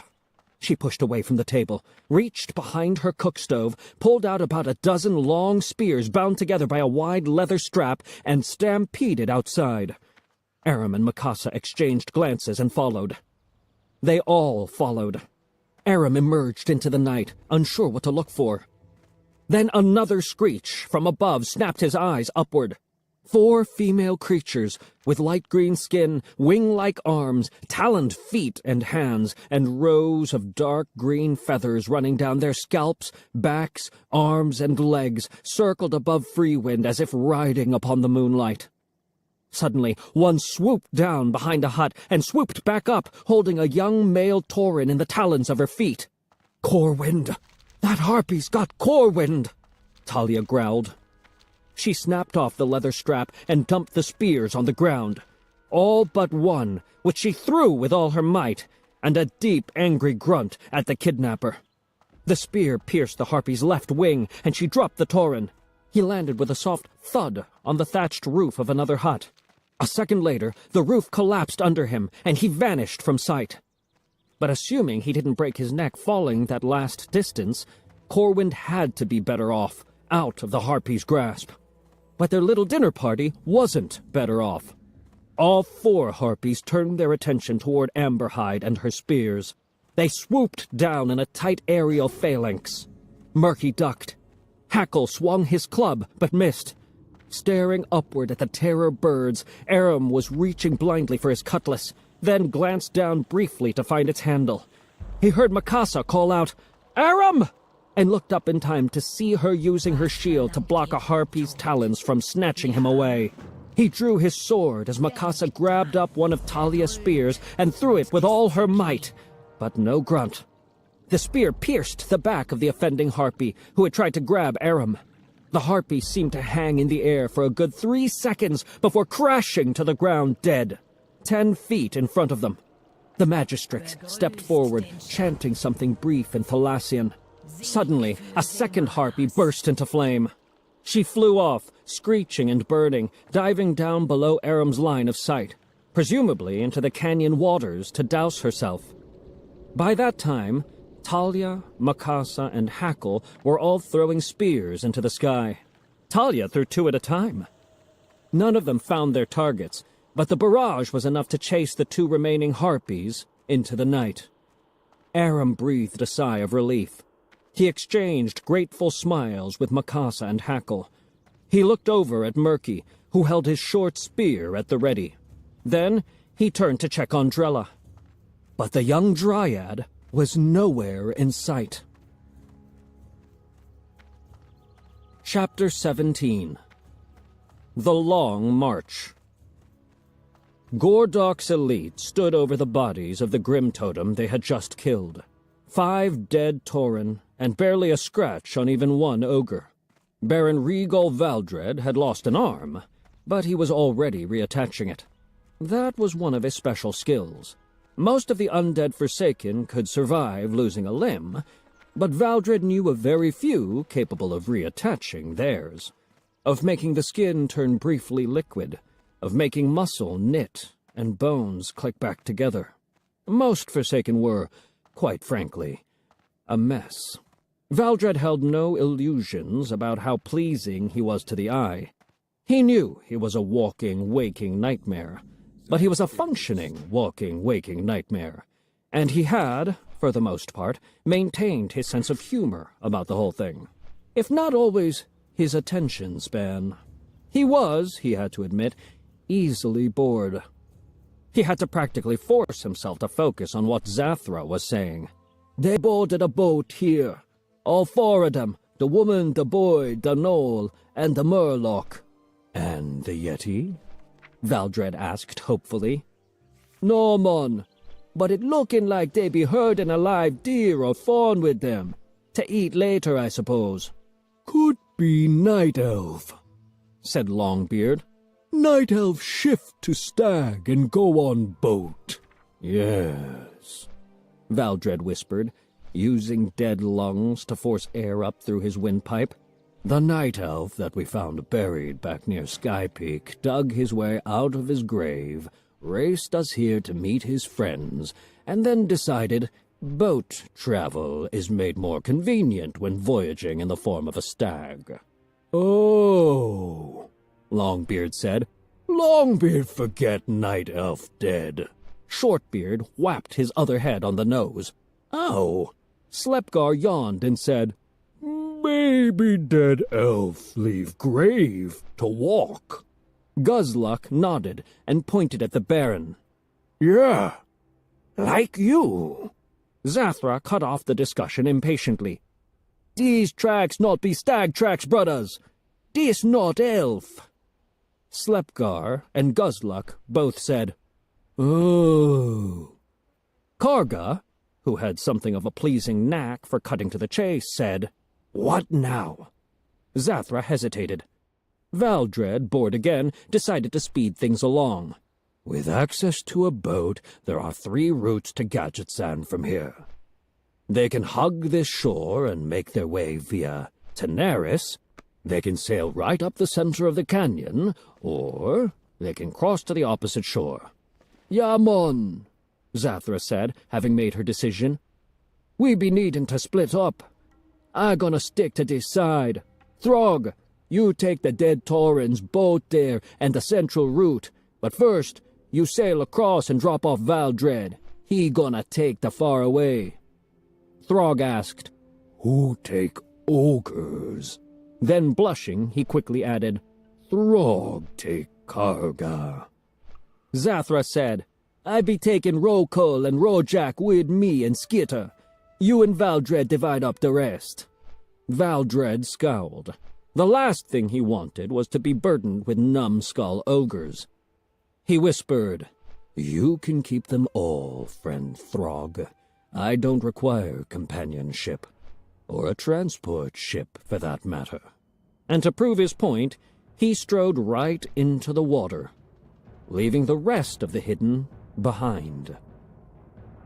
Marching across the submerged floor of the flooded canyon was slow going, but the Baron appreciated the silence and solitude after months of associating with ogres, trolls, Arakoa, and monomaniacal humans. Being dead was terminally boring, but being around the living grew tiresome too. In fact, everything grew tiresome eventually. He passed a village, and the skeletons of drowned centaur picked clean by the marine life. Life. There was that word again. He missed life, or living, anyway.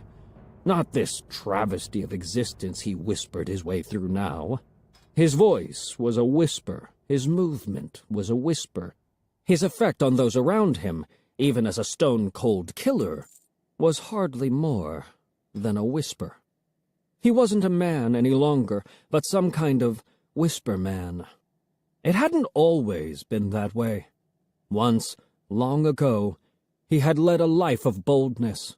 He was SI-7, Stormwind Intelligence, one of the elite, back when the word elite meant something and wasn't given out to every group of ogres serving at the whim of some minor, even temporary despot. No, Regal Valdred had reported directly to and served directly under King Varian Rin of the nation of Stormwind. Served so well, in fact, that His Majesty had made Valdred a baron of the realm. The baron had been a rogue, certainly, but a patriotic rogue. Based in Stormwind, assigned to Lordaeron, he gathered intelligence that benefited the kingdom of his birth at great risk to life and limb, back when his limbs weren't reattachable. He was a dangerous man, and he took many lives, but he had principles then, and killed only those that threatened king and country. And the women. He had been roguish in that pursuit as well. Ghoulish as he was now, Regal had been considered quite handsome in his day. But he was not unkind. Perhaps there were one or two former companions who had wished him dead when their time together had ended, though he doubted even they would have hated him enough to wish him undead. But he thought most would look back on their time together warmly. Even after becoming Forsaken, he had run into a pirate he had once loved after his fashion, and she had bravely brushed a kiss upon his cold, thin, stretched, pale lips for old time's sake. It was the only touch of affection he'd been shown since dying, and though he had barely felt the contact, he thought back on it fondly, almost as fondly as their original encounters nearly 20 years ago. But oh, those years, those intervening years. Some 8 or 9 years ago, he had been at Stormwind Keep, relating intelligence of Lordaeron to the king. Grateful as always, Varian had wondered with a smile if Valdred was ready to retire. After all, the Baron was pushing 40, which made him nigh on ancient relative to most of his SI-7 peers. "I gave you a title, my friend," His Highness had said, "but you've taken no time to enjoy it. Should you wish it now, I would reward you handsomely for prior service and ask no more of you." And Valdred had considered it. For about 16 seconds at most. No, he enjoyed the work too much, and he enjoyed the pleasures and other perquisites that accompanied it.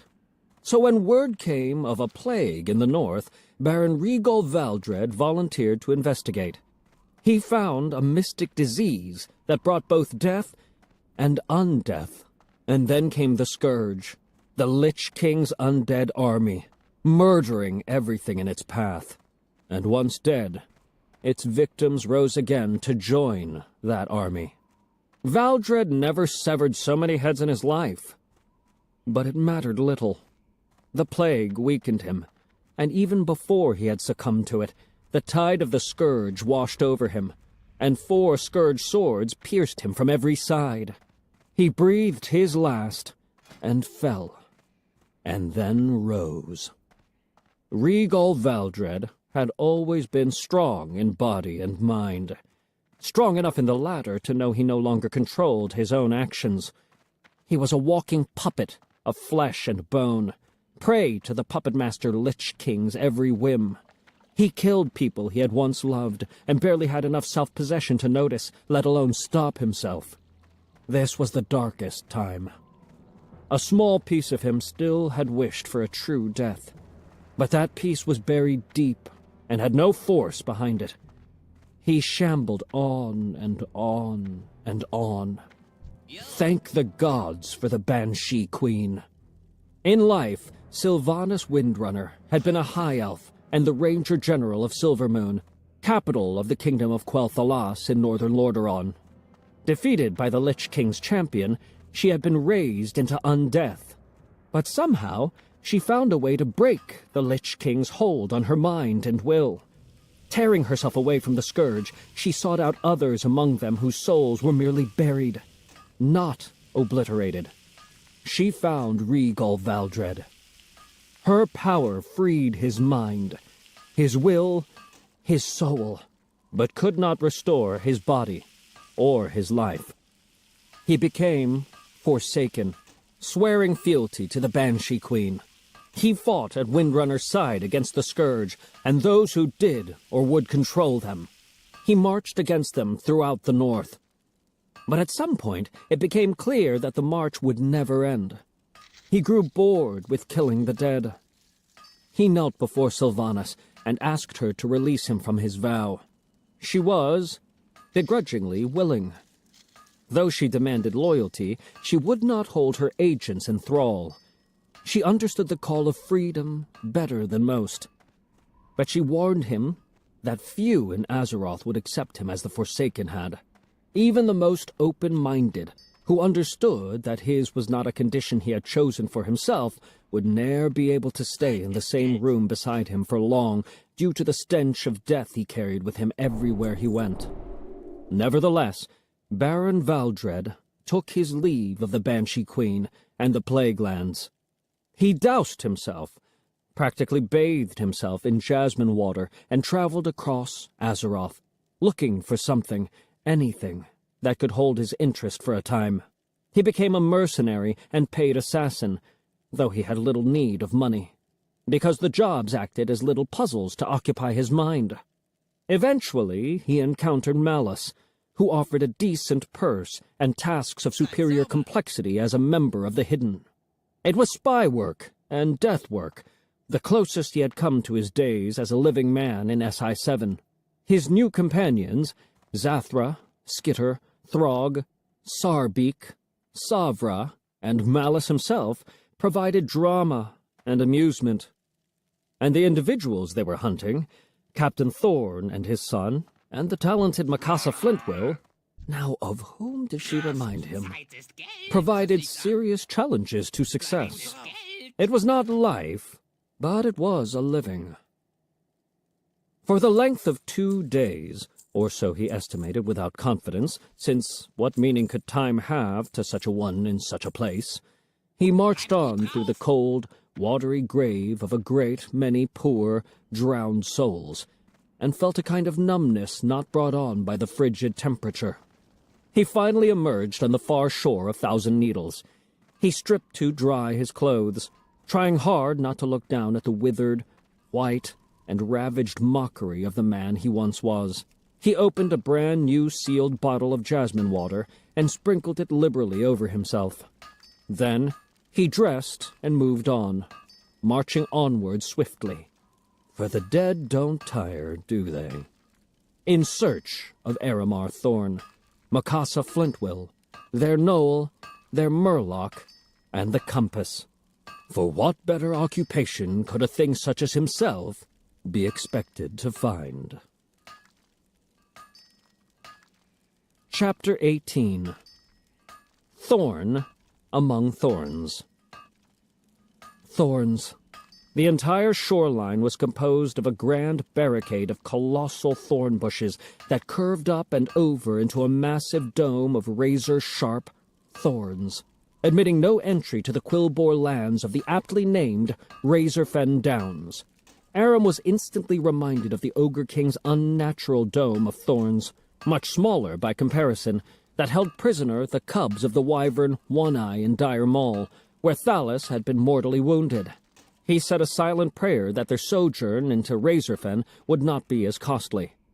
The White Lady was taking her monthly rest, and the Blue Child was playing peekaboo amid dark clouds, allowing the 2 boats and their grateful passengers to approach under cover of darkness. Amberhide, or rather her silhouette, signaled from her boat, indicating the only place of entry, an arched gap in the dome, nearly invisible to any who didn't know where to look. It was guarded by 2 Quillbore sentries, but the Magistrix, or rather her silhouette, removed a hand from the pocket of her robe. She held her palm out flat, and Aram saw her lean in and heard her blow upon it. A kind of dust or powder floated into the air, sparkling in the minimal light and wafting toward the sentries. One coughed, the other sneezed, and in Rendo's boat, Aram, Mikasa, Hackle, and Murky waited.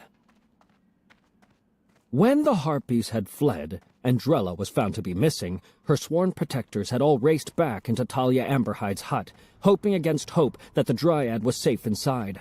But instead of Tarantella, they found a large hole torn right through the hut's canvas rear wall.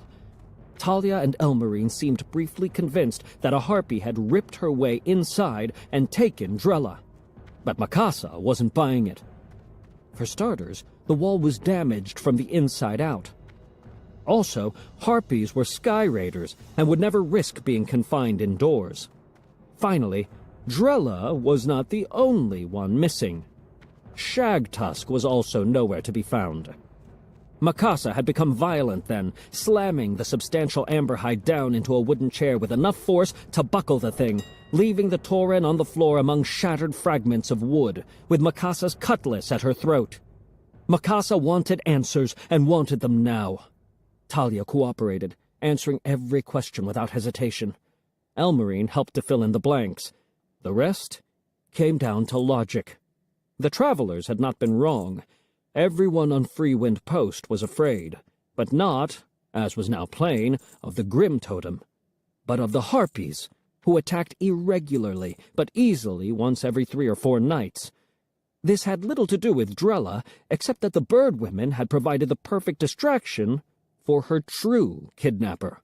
It was Shagtusk, who had most likely taken Drella, and Elmarine thought she knew why. There were rumors of unnatural magics being practiced in the Quilboar lands on the far shore of the canyon. Because of the Dome of Thorns there, the rumors were hard to confirm. Elmarine had sought to learn more by questioning Shagtusk on several occasions. The young Quilboar scout was, well, reticent to say the least.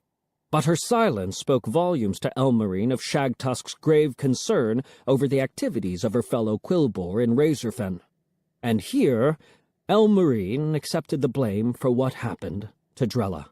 In relating Drella's abilities at dinner that night, Elmarine had presented Shagtusk with a possible solution to the problems in Razorfen. The Magistrix now believed that Shagtusk had abducted Drella in the hope that she could fix things there. That was the good news. Shagtusk needed Drella and would not harm the Dryad. And the bad news? Drella was young, immature, and inexperienced. Her ability to cleanse Razorfen of all unnatural magic, particularly when there must be one or more Quilboar magi intentionally practicing that magic, was going to be limited at best. And when Shagtusk discovered that this particular daughter of Cenarius was not as useful as had been suggested, would she still keep Tarandrella alive? They had to act fast. Within minutes, Aram, Mikasa, Hackle, and Murky were in Rendo's boat, following the Tauren and the Quel'Dorei in Amberhide's boat. Talia had explained that neither she nor Elmarine could enter Razorfen with Aram and the others. If a Magistrix from Freewind, or any of the post-Tauren were caught, dead or alive, in Razorfen, then the Freewind post detente would collapse. Mikasa thought this a convenient excuse for them not to trouble themselves with solving a problem they had largely created, so they offered to do what they could. They'd guide the travelers to the gap in the barricade, deal with the sentries, and secure Rendo's boat so that Drella's rescuers would have a quick means of escape, assuming they could find their way to Drella, rescue her, and then find their way back out again. Mikasa was still far from impressed with this offer, but Aramar had pointed out that it was better than nothing. So the 2 boats headed off together. The 2 Quilboar sentries were snoring. One had plopped down onto his rear and, still holding his battle axe, had slowly tilted back until prone. The other was asleep standing up, leaning on his long lance, as his axe clattered to the ground. But before Mikasa had disembarked, the lance snapped under the Quilboar's substantial weight, and the creature fell forward, blooding his snout against the stone floor of the entry, all without waking. Carefully and quietly, Mikasa led Aram, Murky, and Hackle to shore. Hackle threw the boat's rope to Elmarine, and Amberhide rowed softly away, towing Rendo's vessel behind her own, to wait in the shadows for the rescue party to return. Aram knew Mikasa didn't like trusting them even that much. But, again, what choice did they have? They tiptoed past the snoring sentries and entered a virtual labyrinth of thorns. Within minutes, Hackle, like soot on the trail of a rabbit, had Drella scent.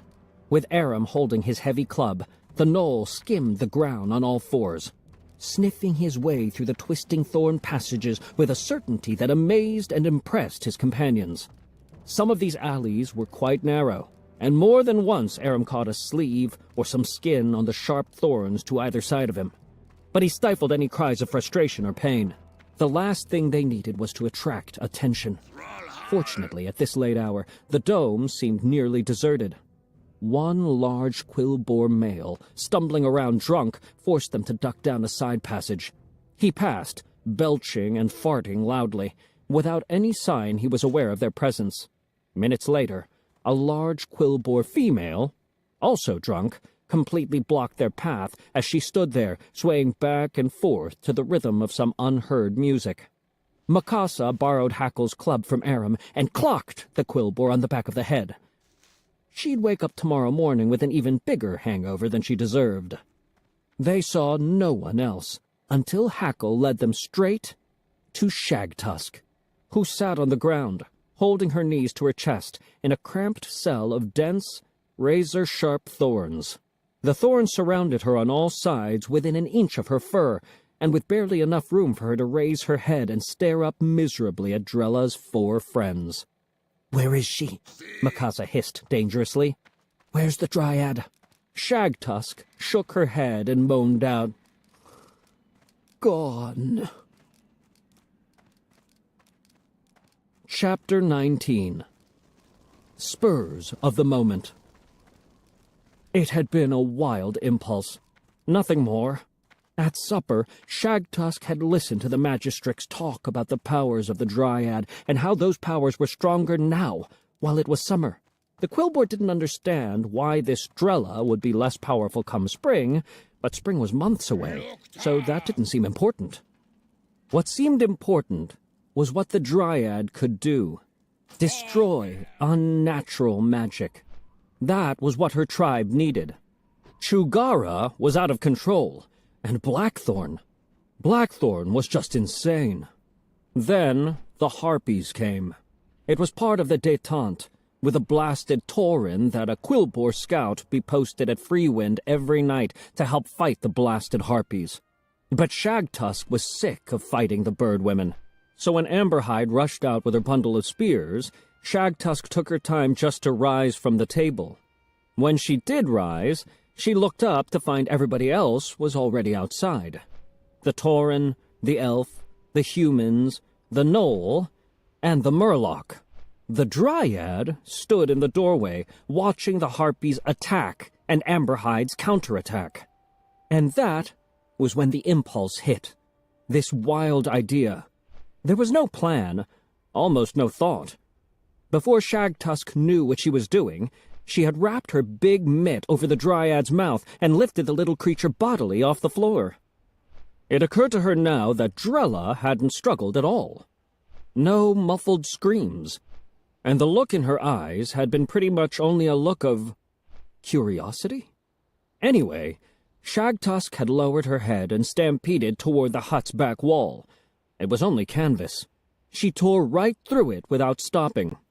Still carrying the Dryad, Shagtusk passed between 2 Tauren totem poles and crossed the rope bridge to the next mesa. There were no sentries on either side. They had probably left their posts to ward off Harpies. She found a short length of rope and tied it around Drella's waist, warning the little thing not to shout. The Dryad tilted her head and asked, About what? Shagtusk ignored the question, wondering briefly whether the creature was simple. Then the Quillboar led the Dryad down a dirt ramp that circled the mesa, crossed another bridge to the next mesa, went down another ramp, across another bridge, and down the final ramp, where she had left her boat on a sliver of shore.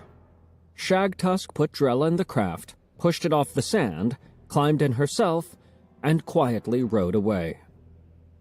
2 hours later, they docked and came ashore at the entrance to the Thorny Dome.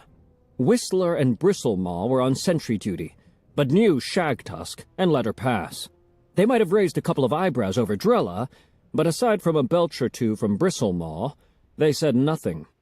Tugging on the rope, Shagtusk led the Dryad into the maze of thorns, turning left, then right, right again, then left, until they were no longer within earshot of the sentries.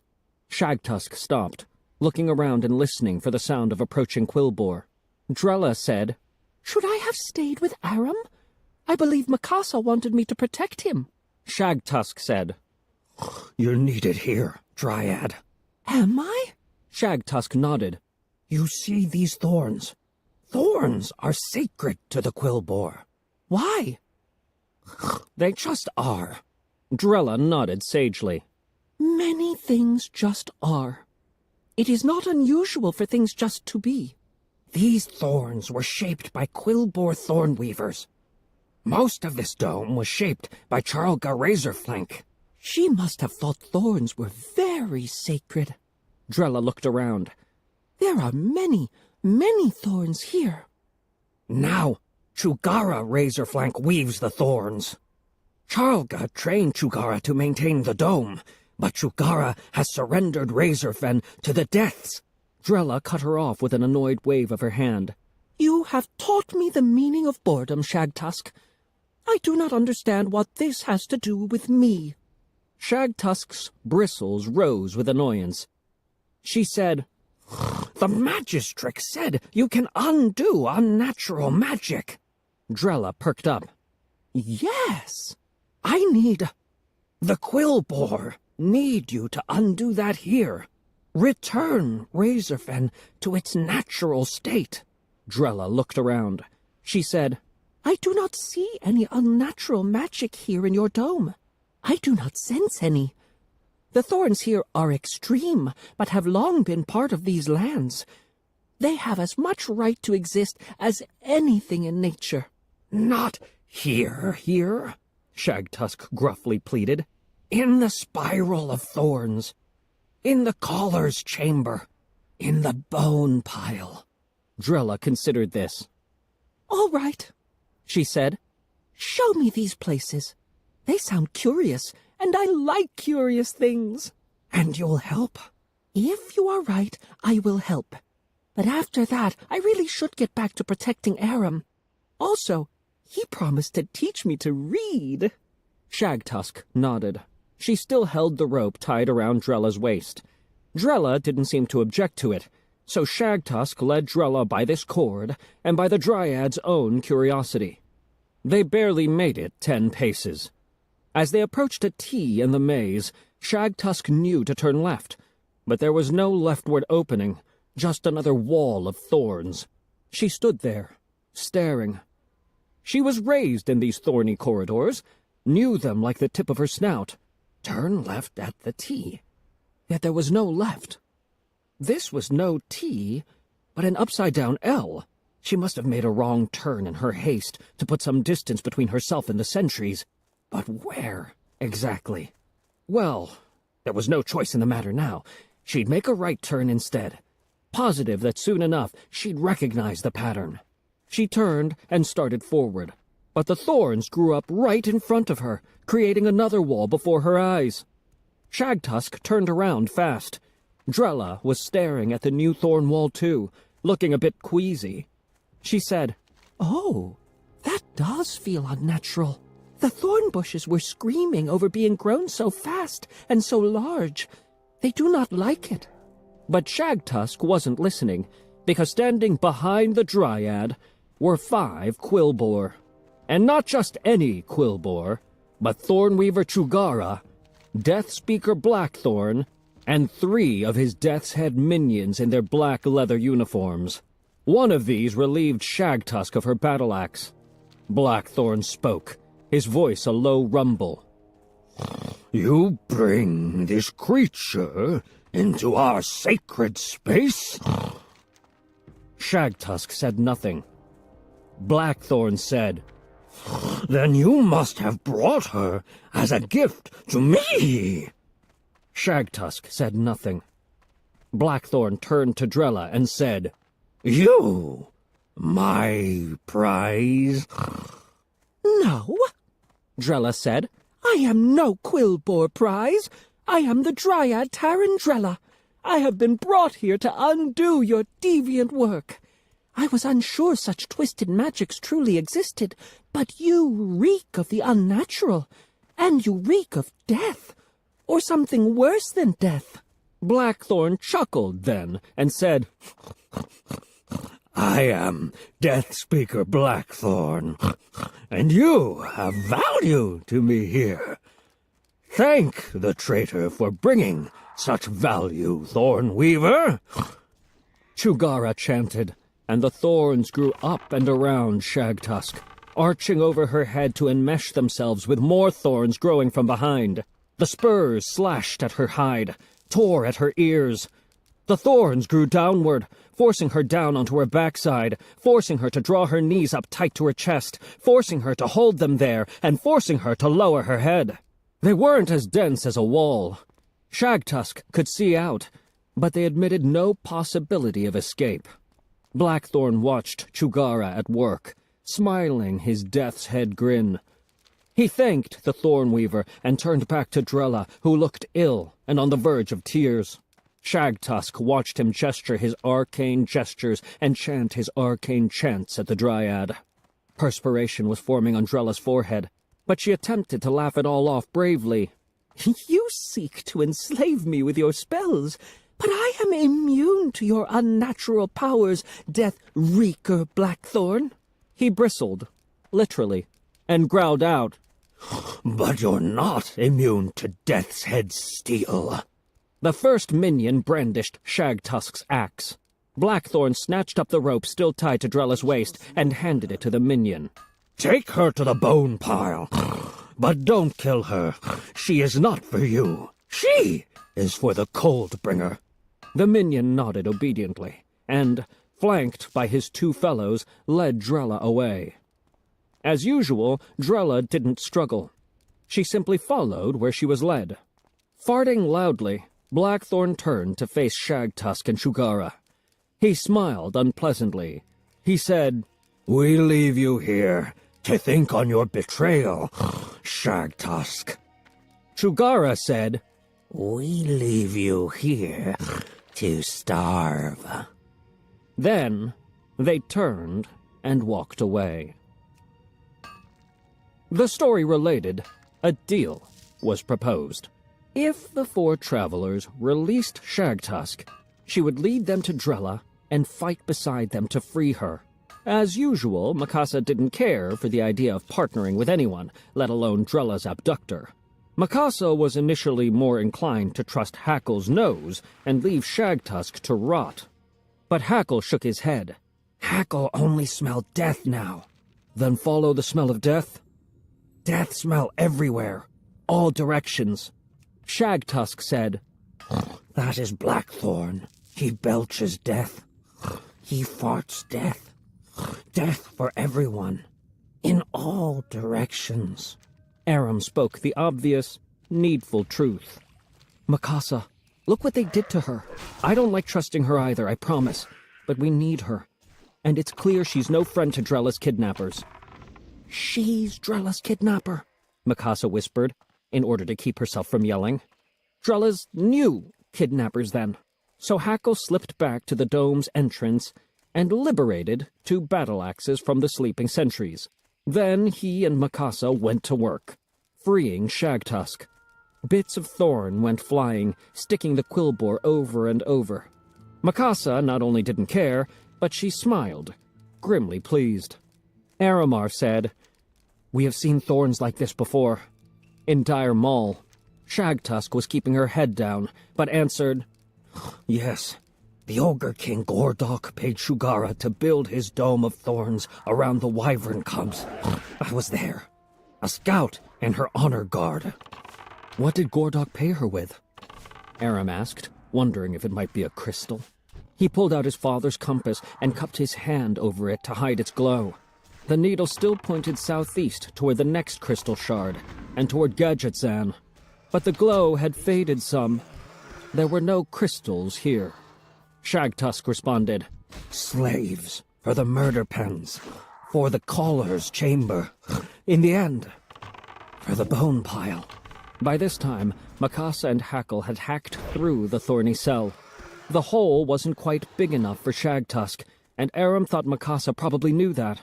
But he said nothing, merely wondering why he could not bring himself to temper Mikasa's ire. He realized, belatedly, he was angrier with Shagtusk than he had known. Seeing that her egress wasn't likely to get any wider, Shagtusk crawled out of her tiny prison. Thorns and spurs tore at her sides, but within a minute she was free and standing. She held out her hand for one of the axes. Mikasa shook her head. She said, When we have a common enemy, you will have a weapon. Until then, you will have none. Shagtusk scowled, but nodded. Then she strode forward. Mikasa kept one of the axes. Hackle hefted his new battle axe over one shoulder and hefted his war club over the other. They followed close behind the quillbore. Aram, his cutlass drawn, and Murky, brandishing his tiny spear, followed close behind. Chapter 20 Convergence Pile. Shagtusk indeed knew the passages in the dome like the tip of her snout. Aram was positive he'd have been hopelessly lost within seconds, and a glance up at Mikasa's face suggested it wouldn't have been much different for her. In fact, the real difference between their expressions was that his revealed his begrudging gratitude for Shagtusk's presence, whereas his sister's revealed her resentment that the Quillboar was necessary to their success at all. 10 minutes later, the five of them stood before a fork in the maze, where Shagtusk turned leftward, but hesitated. "This is the fastest way to the bone pile," she said. Mikasa glared at her. "But takes us through the caller's chamber. And arachnomancers are there. Maybe aurochs." "Who's aurochs?" Aram asked, while wondering whether or not he should know what an arachnomancer was. "Giant spider," Shagtusk answered. "Arachnomancers grow them like thornweavers grow thorns. Aurochs is the biggest spider of them all." Aram swallowed hard. He had never liked spiders. Willie and Stitch, his best friends in Lakeshire, both collected dead spiders. Mostly, Aram suspected, because they knew spiders made him jump. And those were just dead spiders. Little spiders. Little dead spiders. So the giant living variety had even less appeal. Mikasa jerked her head to the right, asking, "And this way? Takes longer, but no spiders." "How much longer?" "Another hour." Aram said, "It could take us at least that long if we have to fight our way past this aurochs." Mikasa nodded, and Shagtusk led them to the right. They walked on carefully and quietly, the five of them, plus Aram's sense of guilt. Had he nudged Mikasa onto the rightward path because he believed in the practicality of what he'd said to her, or because he was too afraid of spiders to go to the left? And what if that added hour cost Drella her? He couldn't bring himself to finish the thought. They walked along a long, wide, arcing passage with walls of thorns to either side. Every 100 feet or so, a low burning torch lit the way. But the curve of the corridor meant that very little light reached them for long stretches at a time. Though he knew they had avoided the path of the spiders, the idea of the arachnids was now firmly lodged in Aram's head. He felt, or thought he felt, cobwebs brush across his face. He felt, or thought he felt, tiny spiders drop down into his hair and scamper down his neck beneath his shirt. He was itchy all over. Twitchy all over, too. It was going to be a long hour. As soon as Death Reeker Blackthorn entered the chamber known as the Bone Pile, he took Drella's rope from his minion and tied it to an iron post upon which hung the skeleton of a Kaldorei. Suddenly, Drella did not like the rope. Though it had seemed of no consequence moments before, it now felt constricting. Like the air in this section of the dome, like the iron and sulfur taste of the dark and twisted magics that suffused the space. Tarandrella knew the word nauseated from Thalas Greyoak, and now understood what it meant. She untied her end of the rope from around her waist and let it fall. Blackthorn and Thornweaver Chugara stared at the rope, still tied at the other end to Blackthorn's post, as if they could not quite fathom how she had escaped it. Then they stared at her, as if she had performed some sort of miraculous sorcery by untying it. She wanted to laugh at them, but bile rose in her throat. She choked it back and swallowed. Acid burned her esophagus. She wished she were with Aram and the others. Perhaps she should not have left them alone. They found more rope and restrained her hands, tying her securely to the post of iron. For a second, it almost felt as if the rope were a fire, searing her skin, burning her leaves, scorching her fur. She nearly screamed, but when she looked down, she saw no flames, felt no actual heat. She began to admit to herself that she was scared. She looked around. The space was cavernous, but there was not much to see. The thorny dome arched over the dirt floor. The iron post stood beside something she believed might be an altar. And, of course, there was the immense pile of bones that filled more than half of the chamber and gave the place its name. She peered at it with curiosity. She took refuge in her curiosity, for it seemed to tamp down her fear. Most of the bones were quillbore, but there were human bones, and tauren bones, centaur bones, and animal bones, mostly boar, hyena, and bear. She thought maybe she saw the bones of a harpy, maybe the bones of a wyvern, maybe yeti bones and gnoll bones. And was that the skull of a dragon? She had never seen a dragon, so she could not be sure. But she decided that if she did ever see a dragon, and then got to see the dragon's skull, it would look much like that. She asked, "Are there any dryad bones in your bone pile?" Blackthorn laughed ominously. Drella continued, "Because if there are, I would very much like to see them." Blackthorn stopped laughing abruptly. Once again he looked stunned. Drella frowned at him. She wondered if he was of low intelligence. He seemed so easily shocked. She said, "Do you not understand? I am very curious to see what my bones look like." Chugara grumbled darkly. "That can be arranged." "Good," Drella said. Huffing angrily, the Thornweaver advanced on the Dryad. But Blackthorn held up a hand to stop Chugara. No, she is for the Coldbringer. "I am hardly ready for winter yet. It is still spring." One of the minions scrunched up his snout and said, It's summer. Silence! Blackthorn bellowed. He turned to Drella. No one speaks of seasons. You and your power are to be sacrificed to Amnenar, the Coldbringer, a lich of the undead scourge. "Ah," Drella said, considering this. The truth was, she did not truly understand Blackthorn's words. Amnenar, and Coldbringer, and lich, and undead, and scourge all meant very little to her. Thalis had never used such words when whispering to her, at least not in any context that made much sense now. She thought she could decipher Coldbringer and undead.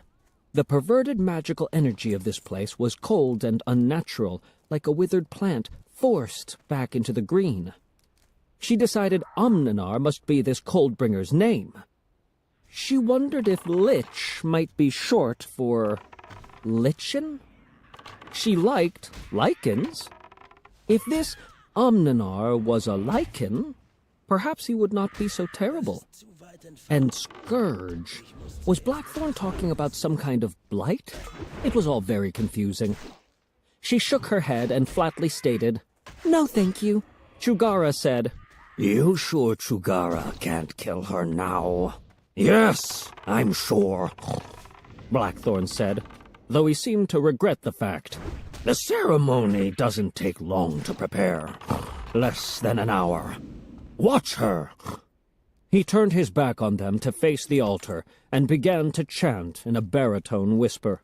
He raised a mask painted to look like a bleached white quillbore skull and donned it over his own quillbore head.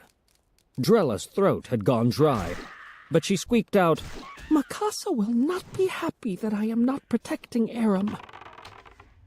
Makasa was not happy. She didn't like following Shagtusk, didn't like trusting her not to lead them into a trap. "Yes, we found the quillbore imprisoned in a cage of thorns, but what if it was merely a show for our benefit? What if that was done specifically to engender our trust? Shagtusk must have known we'd be coming after Drella, so putting herself in that position was a sure way to ensnare us. This is Aram's fault," she thought. "He insisted we trust Drella's abductor, as he insisted on trusting Blasted near everyone." Makasa glared at Aram. He caught the look and absorbed it with a little shrug.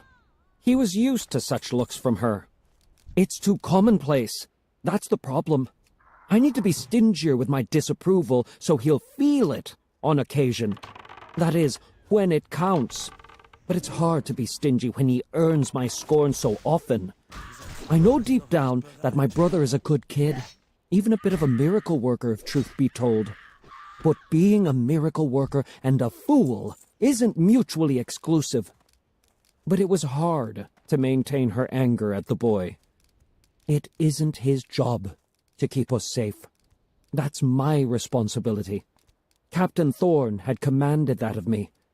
It was the man's final order, and he had gone so far as to call upon the life debt I owed him for saving my own life years earlier. And why are we both in danger now? Because I have not been equal to the task of protecting Aram. We needed Thalos to keep Aram safe, but Thalos' help had come at the cost of taking on the burden of Tarandrella, who has only managed to put us at further risk. She glanced over at Hackle. He nodded to her. She nodded back. She had come to rely on the gnoll as her good right arm. But that's infuriating too. The price of Hackle's arm has been risking life and limb against more gnolls and yetis. And then there's Murky, who was captured by Malice. It never ends. Every additional companion on our journey, every one, has added complications and dangers that could not possibly be anticipated. She thought, I need to be more self-sufficient. That's the answer. No more dependence on others. From now on, these burdens will be mine, and mine alone. Period. Blast, I miss my harpoon. Aram thought it was getting colder with each passing step along the curved path. His sweater and coat were still tied around his waist. He longed to stop and put them on, but he imagined that might be a difficult task to accomplish while holding a cutlass, assuming anyone would even be willing to stop. Frankly, he wasn't willing to stop.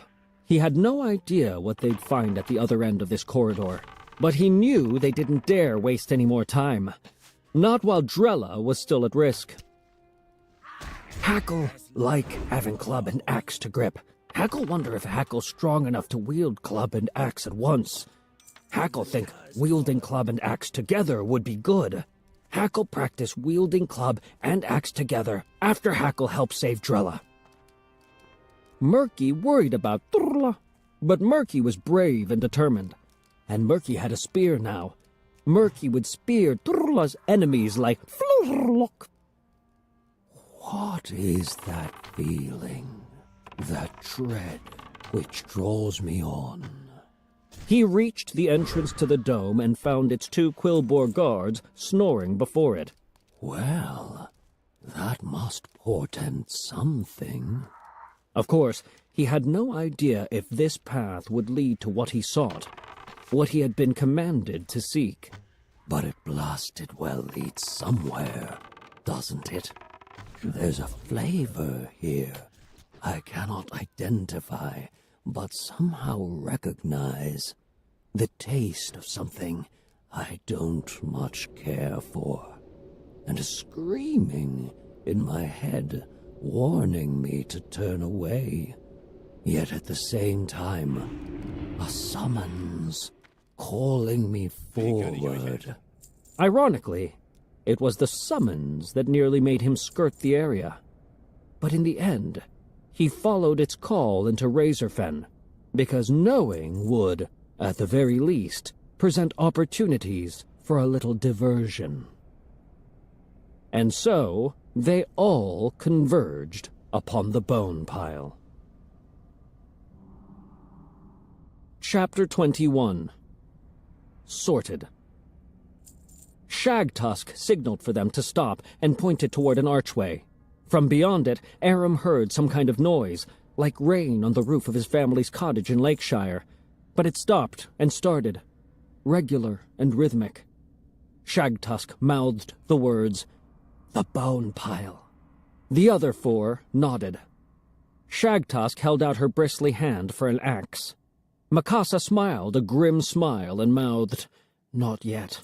Shagtusk glared at Mikasa, then turned and barreled her way through the arch. Caught briefly off guard, Mikasa raced in after, with Hackle at her heels.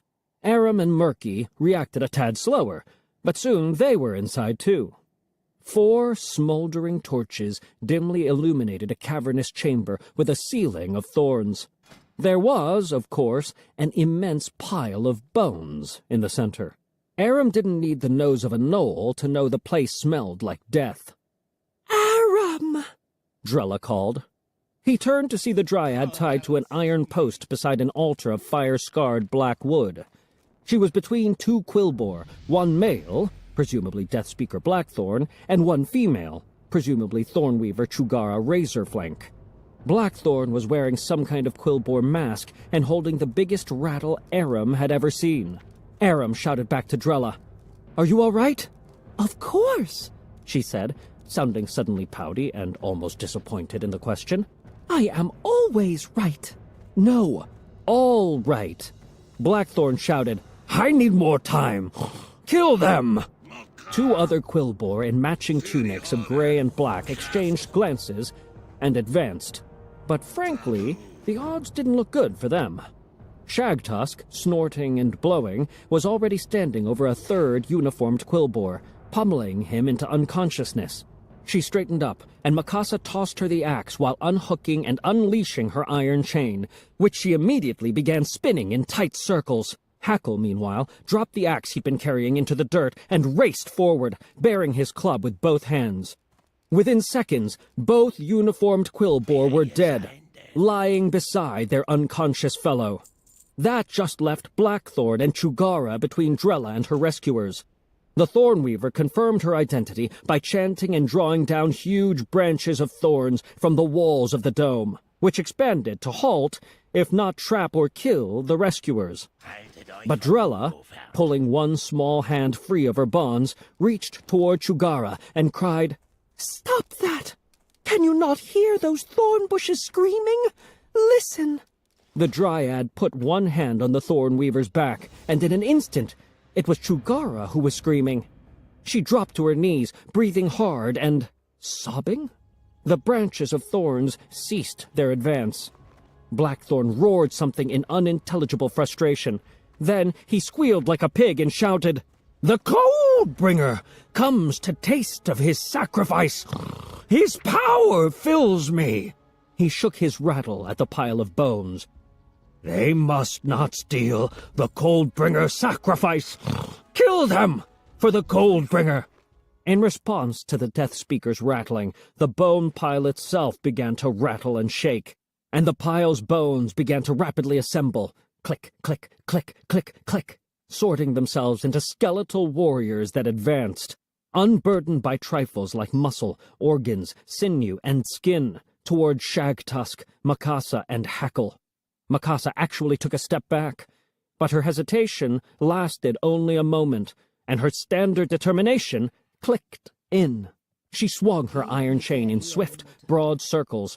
It smashed through the bones of undead quillbore, tauren, humans, and centaur. She swung the chain high, and it knocked off quite a few skulls. Unfortunately, the skeletons didn't seem to require heads for their current calling, and continued their advance. Hackle, who was considerably shorter than Mikasa, focused his war club more on thigh bones and pelvises, and met with more long-term success. Shagtusk, in her typical fashion, just barreled through the crowd, using her bulk to bash skeletons back into their component bones, and swinging her axe to split what remained. Aram and Murky hung back.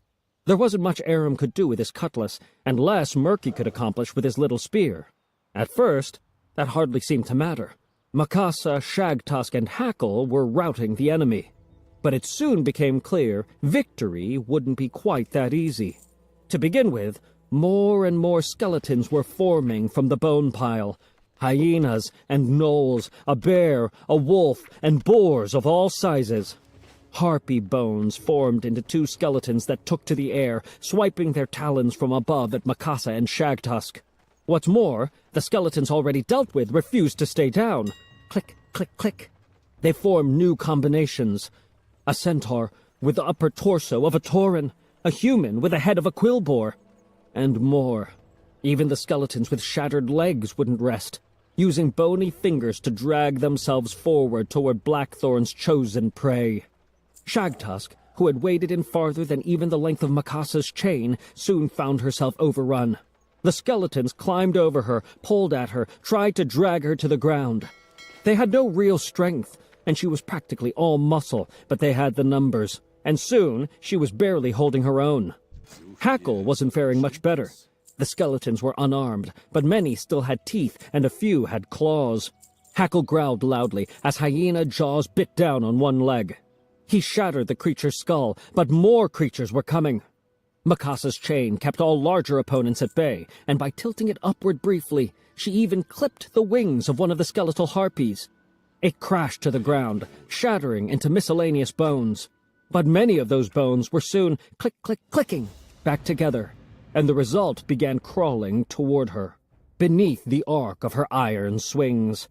This, and others, would be upon her soon. And some of the skeletons circled wide, or sorted themselves back together beyond their first line of opponents, to attack Murky and Aram. A skeletal boar rushed at the murloc, its long, sharp tusks prepared to skewer Aram's friend like a fish on a spit. Murky pointed his spear at the thing, but realized it would do him little good. He squealed out, "Flur, mugurl, flur, mugurl," and ran in a serpentine pattern that seemed to confuse his pursuer. It tried to cut left to follow him, and one of its legs snapped. It continued to drag itself after Murky on its 3 good legs, but Murky saw an opportunity.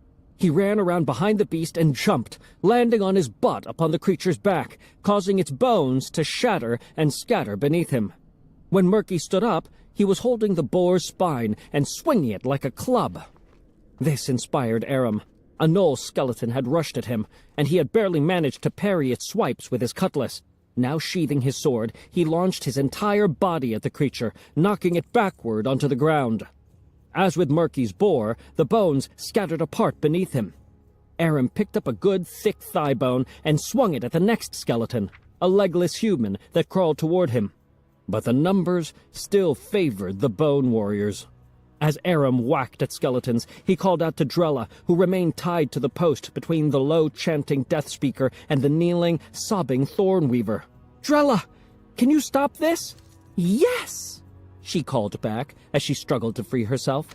It was said with enough unthinking confidence to cause Blackthorn to look her way, and even make his mask appear concerned. But then she paused, looked confused, and shouted, "How?" Blackthorn actually snorted out a laugh, and Aram groaned. At which point, a new arrival made things look even worse. Aram smelled him before he saw him. Is that Jasmine? Jasmine in this desolate spot? It could only mean one thing. One person. Baron Rhaegal Valdred, the Whisper Man, entered through the archway. Short of Malice himself, the Forsaken was the worst possible person at the worst possible time. He spotted Aram first, swinging a thigh bone at skeletons. Well, well, young squire, what have you gotten yourself into now? Throw me the compass, Aramar Thorn, and I might just... He trailed off and slowly pulled down his hood to reveal the pale, stretched skin that covered his skull-shaped head, which seemed to mark him as a comrade to Blackthorn's skeletal army. And as if further proof of his compatibility were necessary, the second harpy skeleton swooped toward him, only to veer away shy of attacking. Aram glanced back at the Whisper Man as he studied the chamber. Bugged-out eyes scanning from bone warrior to bone warrior, taking in Murky and Hackle and Shagtusk, pausing briefly on Mikasa, before passing over Chugara and Tarandrella, and finally landing on the Death Speaker. You, the Baron called, pushing his voice to the limit of its volume. What is your game? Blackthorn's mask revealed little, but it seemed he was only now noticing the newcomer. What are you? He shouted back. I am Baron Rhaegal Valdred, and I am... Forsaken! Roared the Death Speaker. Abomination! The two words were clearly synonymous to Blackthorn. Whom do you raise, lunatic? Valdred hissed, while the skeleton of a huge bear lumbered toward him, only to veer away at the last moment, as the harpy had.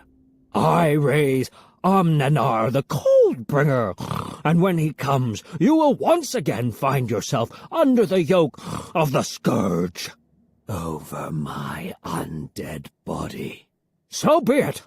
Blackthorn yelled, before chanting something low, which caused the bear skeleton to pivot back toward Valdred. The Whisper Man's black sword was out, slashing through bare bones and making very short work of them, actually. But he had become Blackthorn's new priority, and Blackthorn had become his.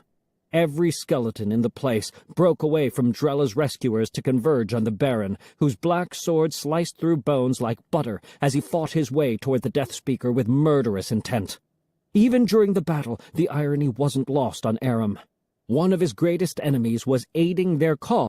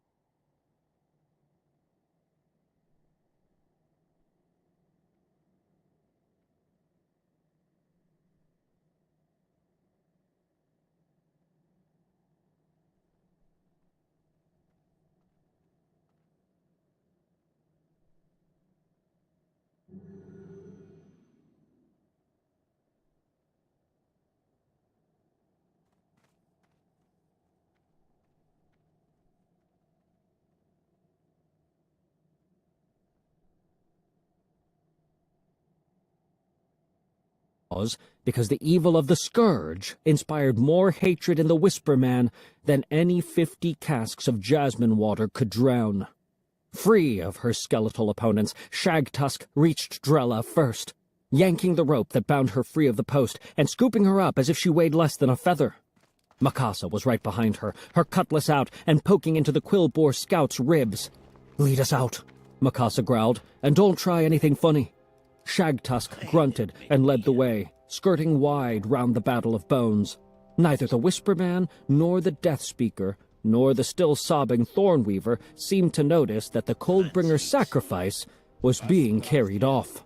The bones were once again piling up beneath Rhaegal Valdred. As compass forgotten, he sought to keep the Scourge from gaining another foothold on Azeroth. Only as the group reached the archway did Blackthorn realize what he was about to lose. No! The sacrifice!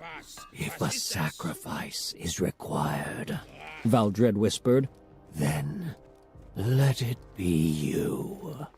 It was the last Aram heard of either of them, as he followed Shagtusk, Drella, Mikasa, and Murky out of the chamber. He looked back once to confirm that Hackle was behind him, which he was, and that none of the skeletons were following, which they weren't. Then he glanced down at the thigh bone he still held in his hand. A tiny spider scurried along its length. Aram screamed and chucked the bone away. Chapter 22. Back on track. They didn't stop running until they were back at the entrance to Razorfen. The two sentries, Whistler and Bristlemoor, were still snoring contentedly, right where they'd been left. Mikasa whistled for Amberhide and Elmarine. Shagtusk put Drella down. "Thank you, Shagtusk," the Dryad said. "That was a new and interesting experience, for the most part." Shagtusk stared at her. The others stared at her as well. Drella started to look uncomfortable. She said, "I am sorry. Is it possible I have disappointed you? I could not bring all the unnatural magics to an end." Shagtusk grunted and said, If you taught Chugara something, you've done more than anyone else has managed. Mikasa cleared her throat. Shagtusk added, And I'm sorry I got all of you into this mess. Aram said, You made up for it. Or did your best to, anyway. The Tauren and the High Elf rowed up, towing Rendo's boat. Both stared up at Shagtusk angrily, causing Aram to repeat, She made up for it. Talia Amberhide nodded, but seemed less than convinced. Elmarine kept her own counsel. Mikasa growled, Let's get out of here. Now. She climbed down into Rendo's boat. Shagtusk picked Drella up again and lowered her into Mikasa's arms. Aram, Hackle, and Murky followed. Drella stretched and yawned demurely. "Excuse me," she said. "I am a little tired." She curled up in the center of the boat and was asleep before they'd said their goodbyes and pushed away from shore to continue their journey toward the speed barge and ultimately toward Gadgetzan. Malus and Sarbeak, meanwhile, were taking their own route to Gadgetzan. Side by side, they walked down the steps leading away from the war room of the Master of the Hidden after spending nearly a week in the High Lord's glorious presence. Malus paused at the bottom, painfully pulling an iron gauntlet over his left hand while staring across the desolation of rock, debris, and flame that encompassed Outland. In the distance, the camps and campfires, or more accurately, bonfires, of the Burning Legion were just barely visible through the smoke and haze. Sarbeak was almost giddy with pleasure over the reprimand Captain Malus had received from the Dreadlord of the Legion for not having already achieved the compass. The Arakoa gleefully expressed his hope that Malice had learned the error of his ways, and was, at last, properly motivated to complete the task at hand. But truthfully, Malice required no reprimand or punishment to achieve the compass. He felt no need to justify his actions, not to himself, not to the Hidden's master, and certainly not to Sarbeak. "This is about completing what I started," he repeated to himself over and over. "Else, why did I do what I did at all?" He glared down at the giggling birdman and shut him up with a slap from his new gauntlet. The Arakoa squealed out in pain, and Malice's own hand stung from the effort, though he would not even allow himself a grimace, let alone a grunt. The captain did take some pleasure in knowing he remained in command of the Hidden on Azeroth, not because it would have changed anything for him. He would do what he must no matter what his High Lordship decided or declared. But Malice knew Sarbeak coveted his command, and thwarting the birdman brought a begrudging smile to the big man's face. He said, "Time to get to it. Open a portal." While he thought, "After all, what's my alternative? Admit I committed a terrible..." He wouldn't allow himself to complete the reflection. Sarbeak, now considerably less giddy, began his chant. The portal opened on the deck of Malice's ship, the Inevitable, an elven destroyer, tar-black in color. Malice and Sarbeak emerged to face the latter's sister, Savra. "Greetings, Captain," said the bird woman, her voice crisp and precise like that of most Arakoa, nothing like the hissing speech of Sarbeak. "What says our dreadlord of the demonic burning legion? What says the harbinger of the dark storm?" "He says little," answered Malice before Sarbeak could respond. "He wants the compass, nothing else required saying." Savra nodded, but in the next instant her imperious indigo eyes cast a questioning glance down her long, curved beak at her brother. She was a few inches taller than Sarbeak, but held herself straighter, so appeared taller still. The hunched Sarbeak anxiously snuck a peek at the iron gauntlet on Malice's left hand, then decided it was worth the risk, saying, "Our captain was castigated for his failures." He flinched involuntarily, but Malice moved not. "For my tardiness," Malice corrected with equanimity. He strode across the deck, leaving the two Arakoa to catch up. "So you will understand my sense of urgency. Heading?"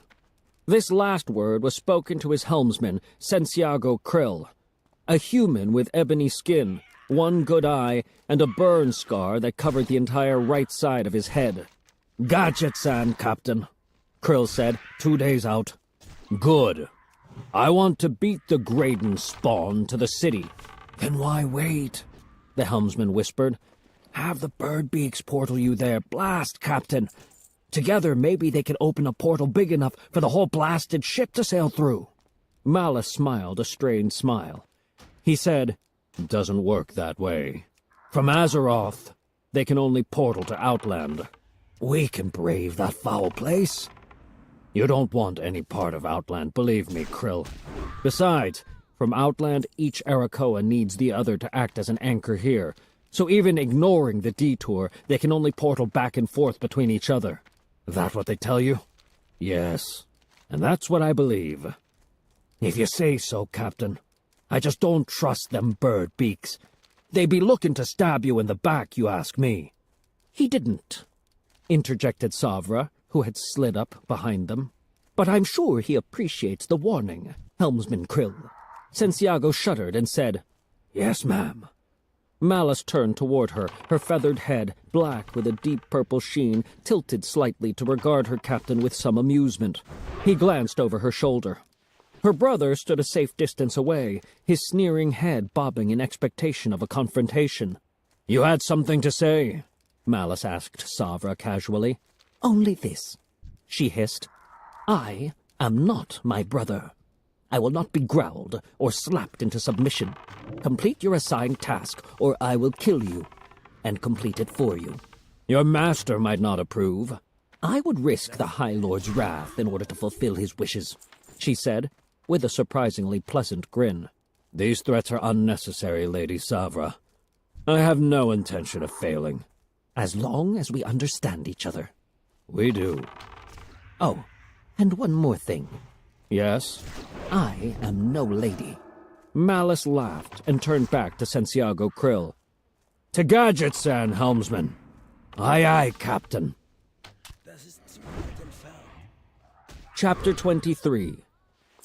A glow amid the shimmering. Aram, Mikasa, Murky, Hackle, and Drella spent the next day aboard Rento's boat. They passed between high canyon walls and tall, rocky plateaus. Enthralled, Aram spent much of his time sketching, inspired to attempt something he had never tried before, to sketch from a point of view other than his own. He sketched those canyon walls and a couple of the spires, then placed the entire boat upon the water, not just what he could see of the vessel from where he sat upon it. Then he sketched in his 4 companions. Finally, he added himself. This last part was the most difficult for Aramar.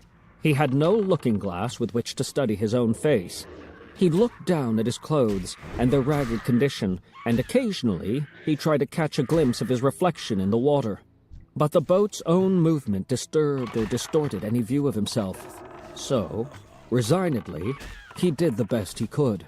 He tightened up the pencils last, and, in the end, was fairly satisfied with the result. He did wish he could do better justice to the scene by using color, that is, by painting what he beheld in all its subtle shades, and he still felt his attempt at Aramar Thorn was feeble, but it didn't seem right not to include himself on the voyage. He showed the sketch to the others. Murky, Drella, and Hackle were all very impressed. Mikasa scowled and said, "It's good." Aram scowled and asked, "Then why are you scowling?" She lowered her head to whisper in his ear, "Because there are too blasted many of us on this blasted boat." Aram whispered back, "Haven't they all proven themselves useful now and again? And all proven themselves trouble now and again, too." Aram was certain that Mikasa didn't dislike any of their companions, at least not anymore. It was just that she hated relying on them. And the more of them there were, the more complications tended to arise, and the more she then needed the others to help solve them. For the mighty Flintwill, it was a vicious circle. She sighed quietly, nostalgic for the days when she only had herself and Aram to worry about. Perhaps, he thought, without really believing it, nostalgic for the days when she only had Mikasa Flintwill to worry about. Thus Aram passed his time, while Mikasa passed hers. Small surprise, on the alert for trouble. Hackle, taking his cues from her as usual, was likewise watchful as he rode them down the canyon. Drella conversed with Murky in his native tongue. Mikasa frowned over what she perceived as their babbling, but it made Aram smile. It reminded him of the exchanges Murky used to have with Drella's former keeper, Thalis Greyoak, who had somehow managed to teach the Murloc language to the Dryad's acorn simply by periodically whispering to her in that tongue. When Drella talked to Murky, Aram felt to some small degree that Thalis was still with them, that he was alive in Tarandrella, that some of her quirks were Thalis's quirks. "What's he saying?" Aram asked the Dryad. "He talks about many things." "Well, no, actually. He talks about 2 things.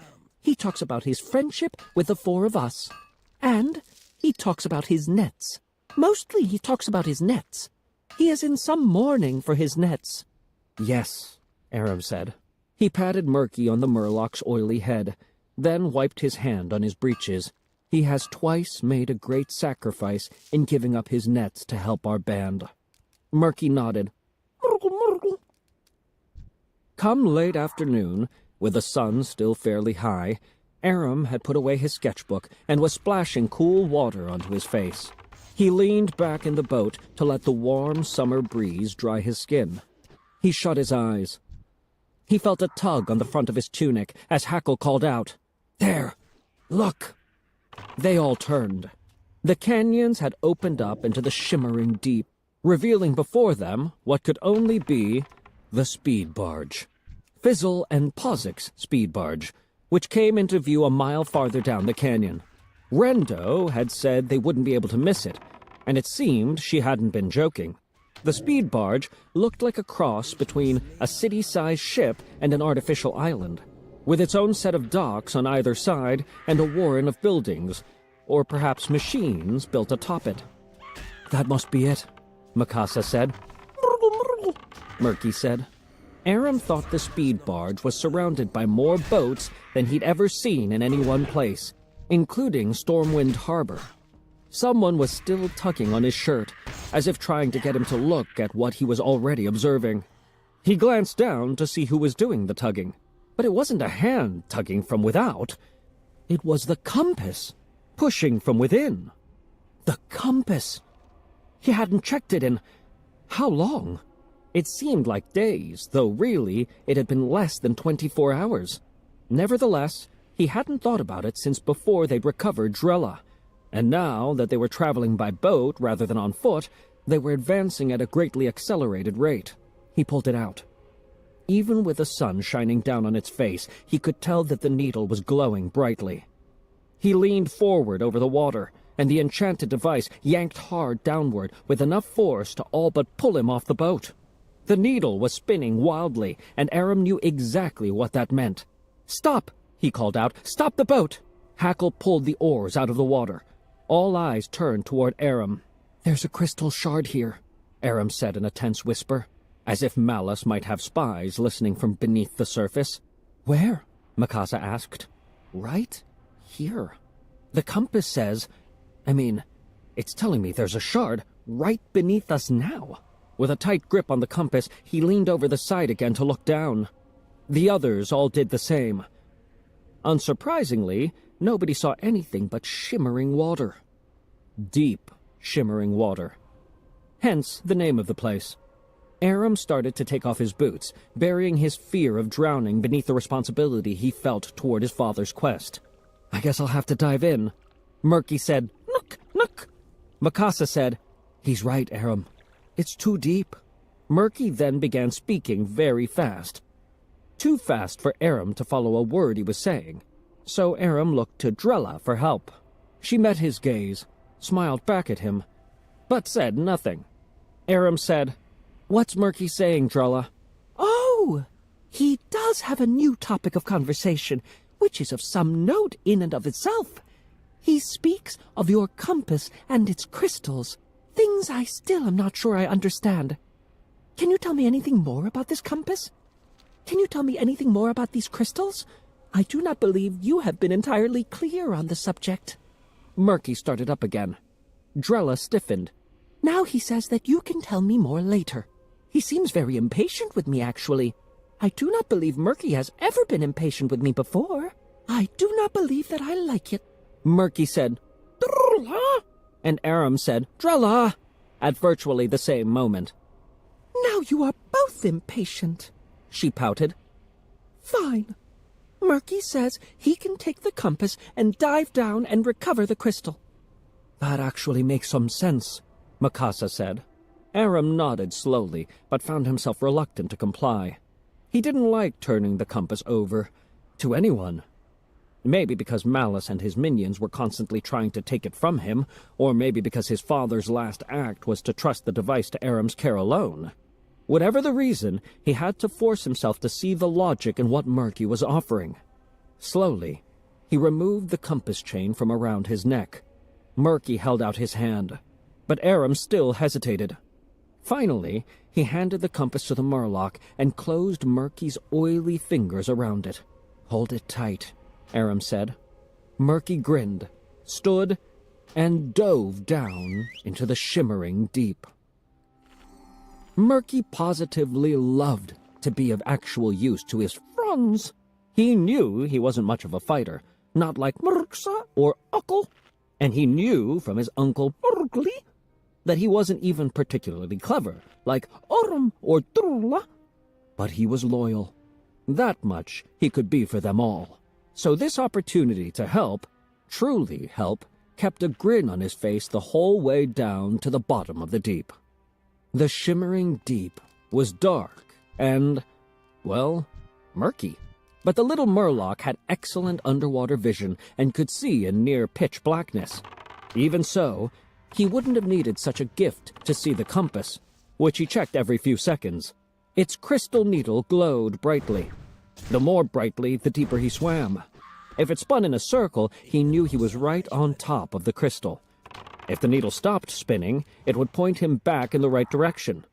So he made swift progress, taking barely a moment to appreciate how nice it was to be swimming freely, without his nets wrapped tightly around his torso. He felt a bit guilty about this, however. He knew, again from his uncle, that a Murloc without nets was not a true Murloc at all. He also resisted any temptation to eat. There were many tasty delicacies swimming within view, almost within reach. But he was helping find his crystal. He would not let a simple thing like his gnawing, unending hunger divert him from his course. All right, fine. There was that one tiny perch that he grabbed and stuffed in his mouth. But that wasn't his fault. It had practically swum right up to him. A whale shark, gargantuan and potentially quite dangerous, swam lazily past, sluggish from the summer sun heating the water. She ignored Murky, so Murky ignored her. Finally, he reached the bottom. What had once, before the cataclysm's flood, been called the Shimmering Flats, lay open and revealed to the Murloc. There were stone houses scattered about, and over 100... well, Murky wasn't sure what they were. Some kind of metal tubes. They had padded seats inside them for sitting, 1 seat each, occasionally 2. Each had an odd wheel inside that faced the seat and had nowhere to roll. But there were wheels on the outside of the tubes as well, like the wheels of a mule cart, only smaller and more compact. Murky, ever curious, sat down in one of the tubes and grabbed the interior wheel with one 2-fingered hand. He couldn't budge it. And he couldn't use both hands because of the compass he held in the other. The compass! Murky cursed himself aloud as a selfish fool, and the bitter words sounded crisper underwater, as that was where his language was meant to be spoken. He swam out of the tube and immediately checked the compass. It pointed just toward his right, toward a pile of stones that had once been some kind of structure, but that likely collapsed when the floodwater of the cataclysm came rushing in. The little Murloc swam among the stones until the swiftly rotating crystal needle glowed brightly enough to fill the gloom below. Murky placed his free hand over the face of the compass to block its light, allowing him to see a matching glow emerging from beneath the wreckage. The crystal! He put the compass chain around his neck, or at least he tried to, but his head was too big, so he wore the thing like a headband, with a compass sitting like a third eye in his forehead, its glow lighting the work he set himself to. He moved a small stone here and a small stone there. He tried to move a bigger slab, but couldn't lift it. He tried to push it sideways across another slab that lay underneath it. It wouldn't budge. He put his back to it, digging his webbed feet into the silty bottom, but even working every single muscle in his little body, he couldn't shift it an inch. So he swam down beneath the lowest slab and tried to dig it out. But that was no good either. He could dig his way beneath the slabs, but the crystal wasn't there. It was between the 2 heaviest slabs, and Murky just wasn't strong enough to move them. He was going to need some help. Chapter 24. Barging In. The 5 of them, all grimly brooding over what to do about the sunken crystal shard, silently docked Rendo's boat at the floating artificial island that Rendo had called a speed barge, whatever that meant. Though the sun was setting, the place was still awash with activity. Gnomes and goblins and a handful of humans were buzzing about like bees after a rock had been thrown at their hive. Moving from one of the floating outer docks across a gangway of wooden planks to the barge itself, they looked around for the inn. Every inn or tavern Aram had ever seen, right down to the tanner's bed in Flayer's Point, which was nothing more than a wooden lean-to with walls of canvas, had a sign outside the door to bring in customers. But they saw nothing that resembled a sign anywhere. Mikasa separately asked 2 gnomes and a goblin to point them toward the inn, but each raced past her without acknowledging her question, let alone stopping to answer it. Finally, Mikasa drew her sword and planted herself in the path of a small gnome male with big ears and a big red nose. Mikasa demanded directions, and with her cutlass out, the gnome pointed the way. The 5 travelers moved off. The gnome with a big red nose raced on. This was the biggest port Aram had visited in months. Captain Thorne favored more obscure landings for Wavestrider. And more than that, this was the oddest, strangest port Aram had ever laid eyes upon. The structures were incredibly bizarre, with thick tubes running everywhere. Tubes that pulsed and stretched, almost breathed, like giant lungs. Boats came in, boats went out, and some of these boats were like no boat any of them had ever seen before. They had strange, insect-like carapaces, roared like lions, and skimmed across the water as fast as any fish could swim. Normally, Aram would have been fascinated with every sight, every sound. He'd be reaching for his sketchbook to draw every gnome and goblin within view, and every one of those odd boats, too. But not now. Now, Aram was focused on the crystal shard and the seeming impossibility of recovering it. Aram had waited impatiently for Murky to surface. He'd stared down into the water, as if looking away for even an instant might put the Murloc's return at risk.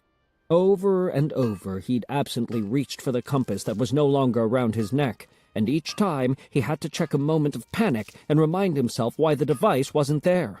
Nervously, he wondered aloud, "He's been down there a long time, don't you think?" You asked that before. 4 times before, Drella said. Is your memory experiencing difficulties? He had once again explained to her what little he knew about the compass, its crystal needle, and the crystal shards they seemed designed to seek out. It wasn't clear whether or not she grasped their importance, since, to be fair, Aram wasn't exactly sure why they were important either. But the Dryad did seem to grasp that Aram and the others regarded the crystals as important, so she became as silent as the rest, awaiting Murky's return. Of course, when Murky did return, he didn't bring the shard, or any good news. He did bring back the compass and chain, which was somewhat comically wrapped around the top of his head, and which Aram snatched back to put around his neck before Murky could get a word out. When Murky did speak, with Drella translating, he apologized for failing them for a good 5 minutes before they managed to force out of him an actual explanation of their new dilemma. Aram, Mikasa, Hackle, and even Drella were all more than willing to jump into the water to help the Murloc push the slab aside and retrieve the shard. But Murky explained that the bottom was just too deep. None of them could possibly make it all the way down to the crystal before needing to come back up for air. Instead, Murky suggested they get a very, very long rope. He could then tie one end to the slab and the other end to the boat, and maybe if Mikasa and Hackle rowed very, very hard, they could pull the slab aside. Mikasa and Hackle both frowned and shook their heads, but neither could offer up a better solution. Ultimately, Mikasa made the command decision to head for the speed barge. Aram protested, but Mikasa pointed out that they weren't going far, and that maybe a solution would come to them. But as yet, none had. Aram found himself scanning his surroundings for very, very large coils of rope. In the meantime, they headed down into the bowels of the speed barge, where they found the inn saloon, mostly by following the noise made by its boisterous crowd. They were looking for Daisy, Rendo's contact aboard the speed barge. All they knew about her was that she was human and worked there. Upon crossing the threshold, Mikasa had to instantly yank Aram out of the way of a flung pewter tankard, thrown by a tallish, 4.5-foot goblin at a shortish, 2.5-foot gnome.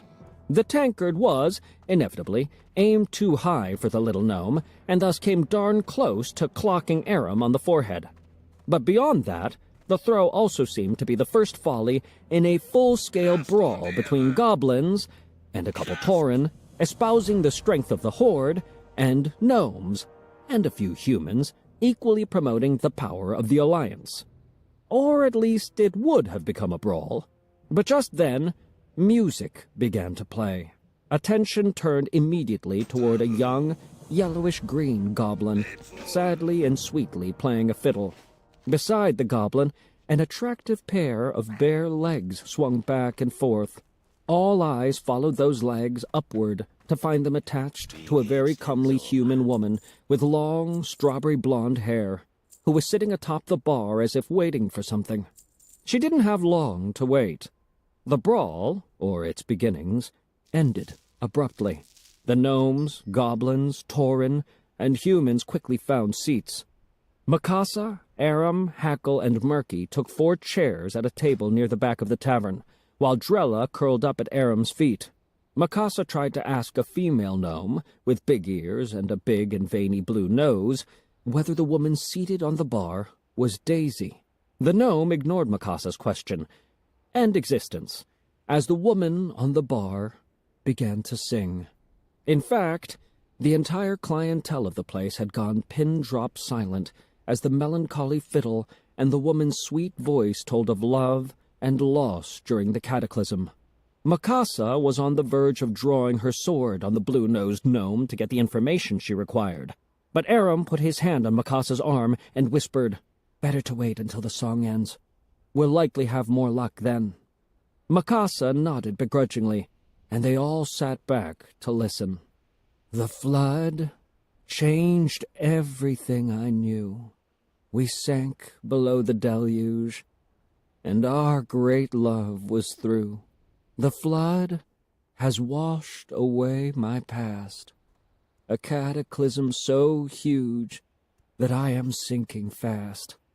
I held on tight as waters rose high, so high I thought 'twould never end. I fought for breath as our love did die, and felt my spirit break and bend. The truth is waters thick as blood, when there's no port, no refuge, to save us from the flood." The yellowish goblin boy played on. The room and its occupants were otherwise silent, save for the scattered sounds of sniffling. Aram looked around and saw that the simple song had greatly affected the tavern's patrons. The blue-nosed gnome wiped away a tear, and she wasn't the only one so afflicted. The singer began again. "I held on tight as waters rose high, so high I thought 'twould never end. I fought for breath as our love did die, and felt my spirit break and bend. The truth is waters thick as blood, when there's no port, no refuge to save us from the flood." The singing ended.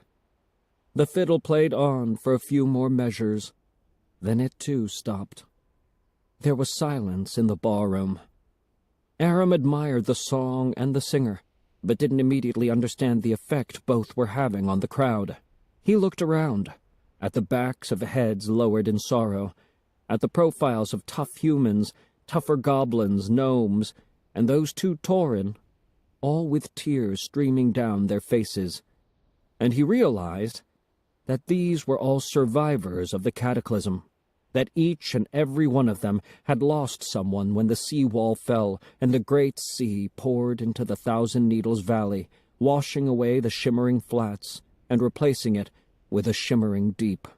Suddenly, the loss of a shard of crystal seemed of little significance in the grand scheme of things.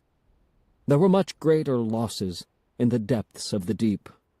The little goblin boy was moving through the crowd slowly, with his fiddle case open. The tavern's clientele dropped coins into the case with universal generosity. Eventually, the goblin found his way to the 5 travelers. Mikasa held up a gold coin, so that no one but Aram and the goblin could see it. The latter's eyes went very wide. Mikasa said, "I expect some change."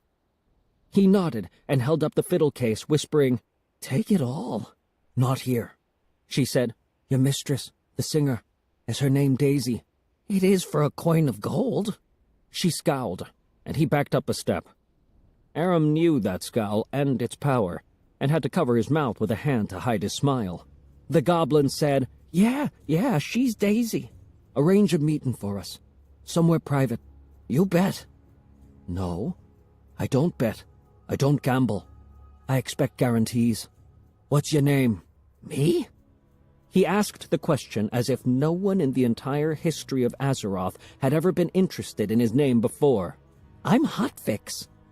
"Well, Hotfix, can you guarantee this private meeting?" "Uh-huh." He stood there, his green eyes still staring at the gold piece, until Mikasa slipped it back in her pocket. Then he stared at her. "Tell Daisy that Rendo sent us." "Uh-huh." "Now." Right. And he was gone. They watched him rush behind the bar, where he was too short to be visible. The singer, Daisy, was now acting as a smiling barkeep, serving grog to her increasingly rowdy clientele. The catharsis of her song had loosened their spirits and their purses, and they were exchanging coin for liquor at an astounding rate, one with which she seemed to effortlessly keep pace. For a few seconds, she leaned down and to one side, and Aram could picture little Hotfix whispering up to her. She straightened, and without ever losing her smile or ceasing to distribute ale, she scanned the bar until she spotted Mikasa. Still smiling, she nodded. Mikasa nodded back.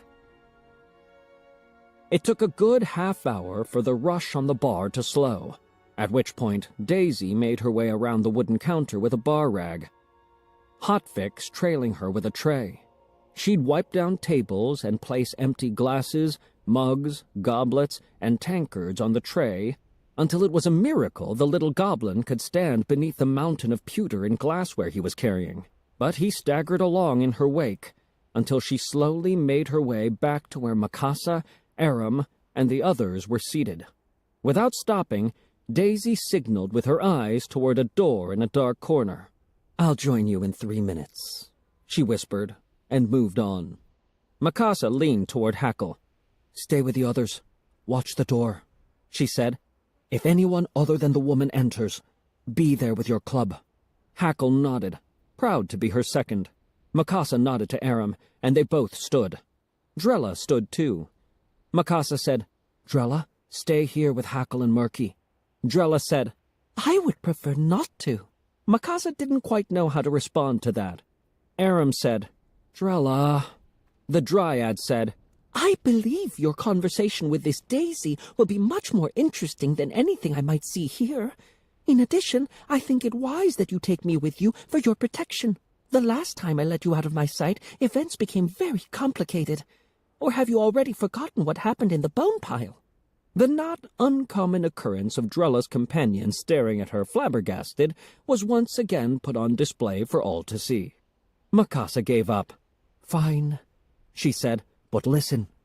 Do not speak." Drella waved off the advice. "That would be ridiculous. I am a very good speaker. I have a beautiful voice and a large vocabulary, especially when you take into consideration that it is springtime." "It's summer," Mikasa murmured under her breath. Still, she made no other objection and led Aram and Drella into the back room. Mikasa quickly took the measure of the small, bare space. There were no other doors or windows, and nowhere for anyone who might covet her gold to hide. Just the one door, which Hackle was watching from the main room, a long table, and 6 chairs. Mikasa and Aram took 2 of the chairs facing the door, and Drella stood beside them.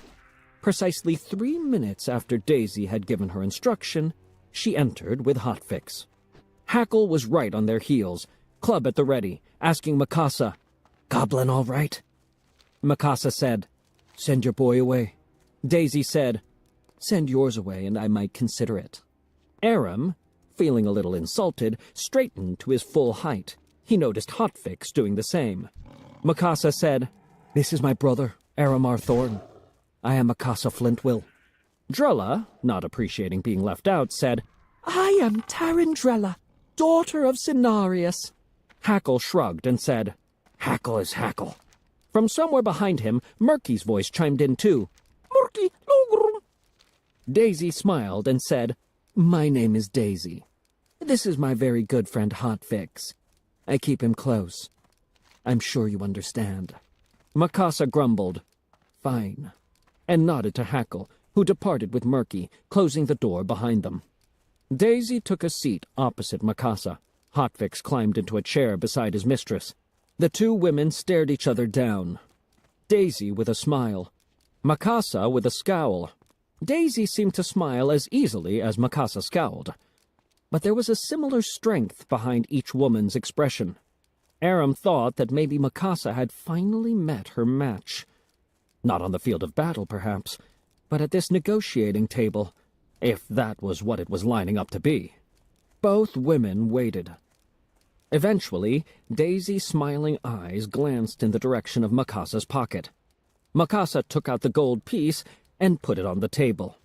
Hotfix whispered, She expects change. Daisy put a gentle hand on his head and said, Well, let's see what she needs, and then decide how much change she deserves. She turned to Mikasa and asked, So, you know Rendo? Yes, Aram said, feeling the need to prove himself to be more than just Mikasa's boy. She lent us her boat and asked us to turn it over to you when we got here. How do I know you didn't steal it from Rendo? If we stole it, Mikasa said, why would we give it to you?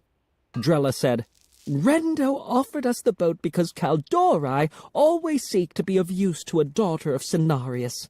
That is true, Daisy said. And other than taking charge of my friend's boat, how might this humble flower be of use to Cenarius's daughter and her friends? Mikasa said, Rendo said, you could arrange transport for us to Gadget-san. That's easy enough. A ship leaves every day for Gadget-san. There's one other thing, Aram said tentatively. We lost something in the water. It fell to the bottom. We need to find a way to get it. Didn't I see a Murloc among your companions? Can't he swim down and get it? He tried, but something heavy is on top of it. He couldn't budge it by himself. Daisy's amused smile became somehow more pointed as she said, You dropped something in the water, and then something heavy fell on top of it? Aram didn't respond right away. Finally, he said, My father. He looked at Mikasa and corrected himself. Our father once told me that salvage operations take place in the deep all the time. People looking for things lost in the cataclysm. Is that also something easy enough to arrange? I can make introductions. Thank you. The sooner the better. It can happen tonight. I know just the goblin. Is that all then? The boat, Gadget-san, and your little salvage mission? We'll need 2 rooms, Mikasa said, and 5 hot meals. Easier still. No meat, please, Drella said. No meat for her, Mikasa said, but the rest of you are carnivores of the first order, I understand. Daisy slid the gold coin back to Mikasa. I'll set up a tab. For a friend of Rendo, I trust we can settle up before you leave for Gadget-san? Of course, Mikasa said, as she again pocketed the coin. Hotfix showed them upstairs to adjoining rooms, one for Mikasa and Drella, the other for Aram, Hackle, and Murky. Each room had 2 small beds and 2 pallets of straw on the floor. A few minutes later, the little goblin returned with his mistress, carrying 5 trays of food and drink between them. Aram had his sketchbook out, finishing up the view of the speed barge from his window, which didn't seem to do it, in all its bizarre magnificence, justice. He longed to be once again upon the back of the Wyvern One-Eye, soaring above the floating island so he could sketch it from there. But he did his best to capture the living, breathing lungs of the place, its hustle and bustle, its cornucopia of races, and the many, many boats that surrounded it. When Daisy placed his tray down, her eyes lingered upon the sketch. She said, That's quite good. I'm sorry, I've forgotten your... Aramar, he volunteered loudly, and then blushing, and quieter, Aram's fine. Well, Aram, you have ability. He flipped back to the sketch of Elmarine to show Daisy a sample of his portraiture skills, and said, "I'd love to sketch you, if you have time." Then, glancing over at Hotfix, who was placing a tray of raw fish before Murky, Aram added quickly, "Both of you." She said, "It's not the first time someone's offered to draw my likeness, but it might be the first time I've felt instantly comfortable saying yes. The time suits me now, if you don't mind sketching and eating." "I don't mind." Daisy sat down on the other bed and beckoned Hotfix to climb up next to her.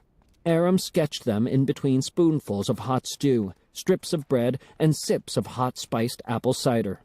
And in between the sketching and the eating, Aram exercised his boundless curiosity to find out more about the speed barge.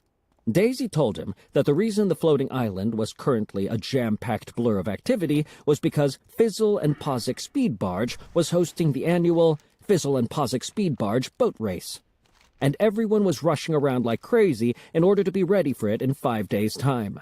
The strange boats Aram had seen earlier were called speed boats, which, it turned out, were boats with mechanical engines designed to move very fast across the surface of the water. Aram hadn't known such things existed.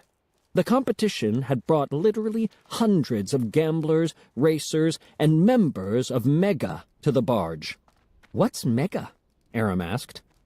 MEGA. Mega. The Mechanical Engineers Guild of Azeroth. "Oh," Aram said, nodding, and then, what are mechanical engineers?" "They build things like speedboats. Fizzle and Pozic are both members, and Mega sponsors this race and races like it all across Azeroth. Gives their engineers a chance to show what they can do." "You mean to show off?" Mikasa said from the doorway to the adjacent room. Daisy smiled. "Is there a difference?" "What a waste of time," Mikasa grumbled. "Don't let him hear you say that." "Who? Him?" Mikasa pointed at Hotfix. "No. The goblin who's going to help you salvage your lost treasure. He's sponsoring a boat in the race. And trust me, he doesn't think he's wasting his time." "What's his name?" "Gazlo." Chapter 25. Gazlo's Concern. Night had fallen, but all across the speed barge, torches, housed inside what looked like giant, mirrored half-clamshells, shone with an intensity that nearly approximated daylight. Aram thought them brilliant, both literally and figuratively. The clamshells could be turned to aim the focused mirrored light wherever the shell-turner chose. Daisy and Hotfix led Mikasa, Aram, Drella, Murky, and Hackle across a gangway to one of the outer docks. A lone goblin male stood between two clamshells that aimed their reflected illumination out onto the shimmering water. He was staring down at an odd-looking pocket watch in his hand, in much the same way Graydon Thorne used to stare down at his enchanted compass, which is to say with a vague look of disappointment. Daisy smiled and said, "Gazlo, there are some people I'd like you to meet." The goblin Gazlo was about 40 years of age. He was a muscular 4 feet tall, with bright green skin, bloodshot yellow eyes, a prominent chin, an impressive nose, long pointed ears, steel-toed boots, and fingerless gloves. He didn't look up from his watch, but said, "Not a good time, Daisy. Come back in 9 minutes." Daisy said, "It seems to me you have nothing to do for at least 8 of those minutes except listen to what they have to say. Especially since they'd like to pay you for your services." He chuckled. "Ain't that the truth?" He looked up at Daisy's new acquaintances and said, "You got 7 minutes and 30 seconds. Daisy quickly made introductions. Gazlo said, "Ugh, too many names. I'll never remember 'em all. Just state your business." Mikasa nodded to Aram, who, acutely aware of the time pressure, took a deep breath and tried to speak clearly and to the purpose. "We've lost something in the shimmering deep about a mile up the lake. It's trapped under a slab of stone that's too heavy for our Murloc friend to budge. Daisy tells us you've performed salvage operations here before. This one should be fairly straightforward, I think." "Sounds like it," Gazlo said. "So here's the deal. I take a 30% cut of whatever we find. plus a 10% equipment fee and a 10% finder's fee. Deal? Aram shot Mikasa a panicked look and said, It's not something we can split. It's one thing. And it's little, honest. Gazlo studied the boy, perhaps trying to divine whether that one word, honest, was, well, honest. Let's say I believe you, he said. What makes you think that in this great expanse of water we could find your little thing in less than 1,000 years? We know exactly where it is. Murky here, Aram turned to indicate the Murloc, can guide us right to it. We just need a way to move the stone. This must be a pretty valuable little thing. It is to me. It's part of a gift my father gave me before he died. Gazlo chuckled again.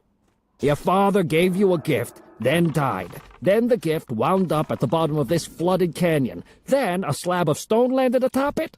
That's awfully complicated, kid. And not a little bit unlikely. But it is the truth, Drella said. You can trust Aram. He would not lie. Gazlo looked extremely unconvinced, so Aram raced to say, I might lie, but I'm not lying now. Drella looked appalled. Well, I do not lie. Ever. Of course you don't, Drella, Aram said while maintaining eye contact with the goblin. All right, Gazlo said, but if I can't get my cut, how would this work? I don't work for free, boy. We can pay you. How much? A gold piece. You mean 20? We don't have 20. How much do you have?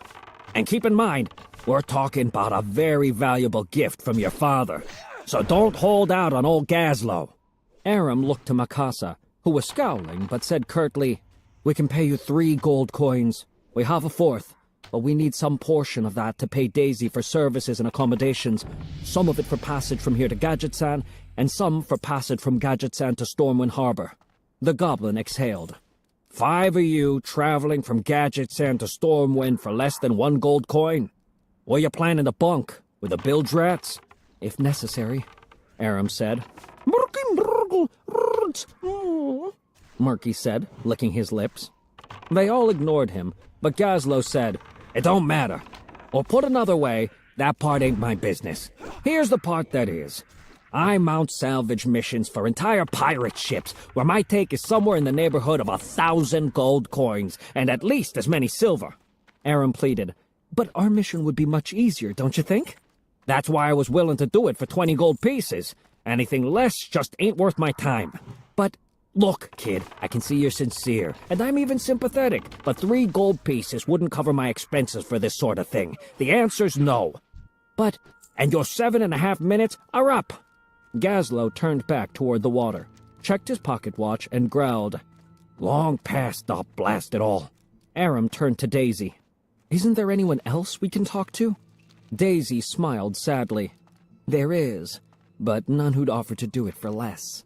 Or if one did offer, it would only be to stab you in the back and take your prize. Gazlo chuckled and said, Ain't that the truth? Aram slumped down onto a mooring post and looked up at Mikasa. What do we do?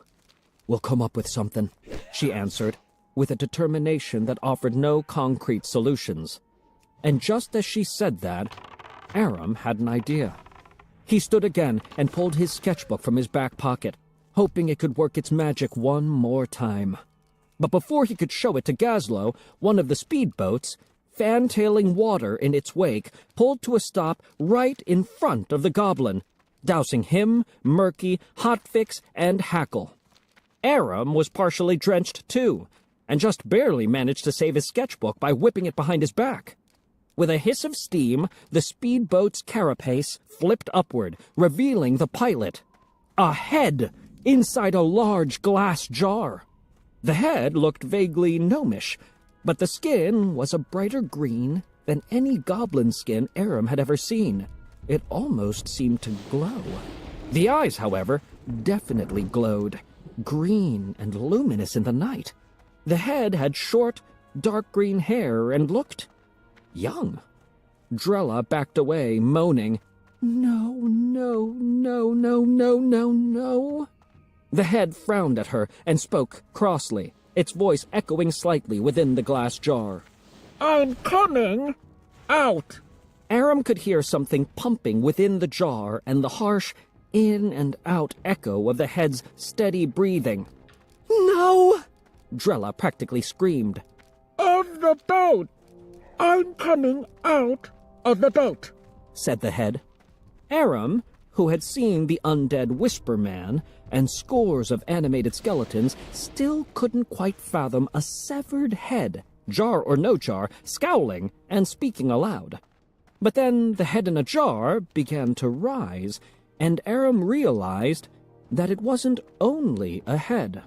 The jar was attached to a metal body that unfolded long, steam-driven metal arms and legs.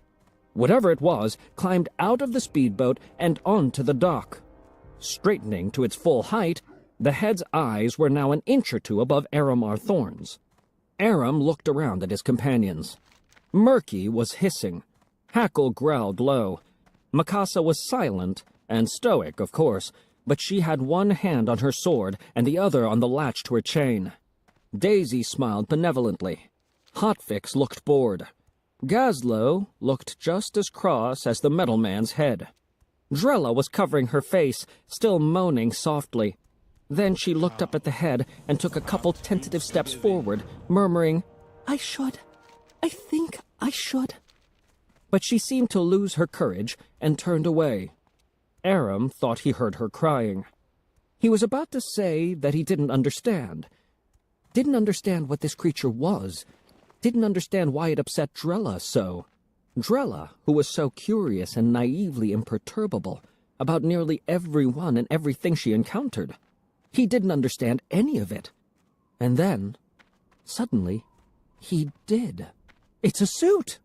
A suit of metal and steam and glass. Excited by his epiphany, he turned to Mikasa, almost beaming. And there's a little gnome inside the suit's, chest. The gnome growled. I'm not little. Mikasa said, Leper gnome. Horrified by those words, Aram quickly turned to look at the gnome again. His father had told him of leper gnomes. Irradiated and driven insane, they were locked away or banished. And they were potentially contagious. Aram saw a small blister on the gnome's face burst, and he took a few steps back himself. Gazlo held up his hands in a calming motion. It's fine. It's fine. The suit contains the bad stuff. The suit protects him, us, and the world. Then he turned to the gnome and barked.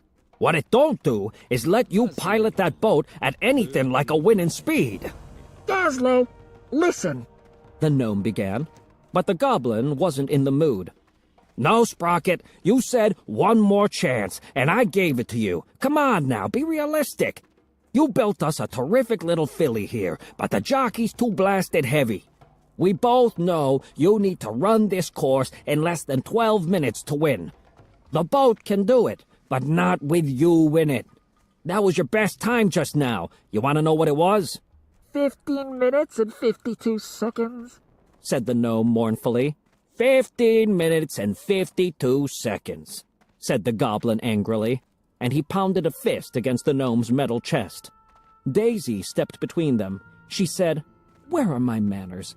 Gimbal Spry Sprocket, I'd like you to meet my new friends, Aramar Thorn, Mikasa Flintwill, Hackle of the Woodpaw clan, Murky, and Tarandrella, daughter of Cenarius. Ladies and gentlemen, this is Gimbal Spry Sprocket. Just call me Sprocket, Spry Sprocket said with a dismissive wave of his large metal hand. My full name takes too long to say. Then to the goblin, Gazlo, I'll cut the weight. I'll streamline my containment suit. You did that already. I'll do it again. How? By taking out some of them gears and motors that let you move? You do that? How you gonna steer? The breathing apparatus. What? You gonna hold your breath for 15 minutes and 52 seconds? Then I'll increase the engine's output. If you could do that, you'd have done it by now. Gazlo shook his head. Kid, I'm sorry. Fine, Sprocket said, looking away. Razzle's still on his way. Nah, kid. I ain't buying that line no more. You lied to me. No, Stop. I get it. You built her. You wanted to pilot her. So you tell me you got your cousin Razzle lined up for the gig, and I fall for it. That's on me. Should have hired my own guy. Didn't. Razzle will be here. Tomorrow, or the next day. Yeah, for a record-holding pilot, somehow Razzle's always running late. And while we wait, you'll just put our baby through her paces. Maybe convince me you're just the gnome for the job, but Razzle ain't coming, was never coming, and you ain't gonna convince no one. Meanwhile, I got 300 gold coins invested in this boat and 2,000 wagered on this race, and now I only got 5 days to find a new pilot? I'll do it, Aram said.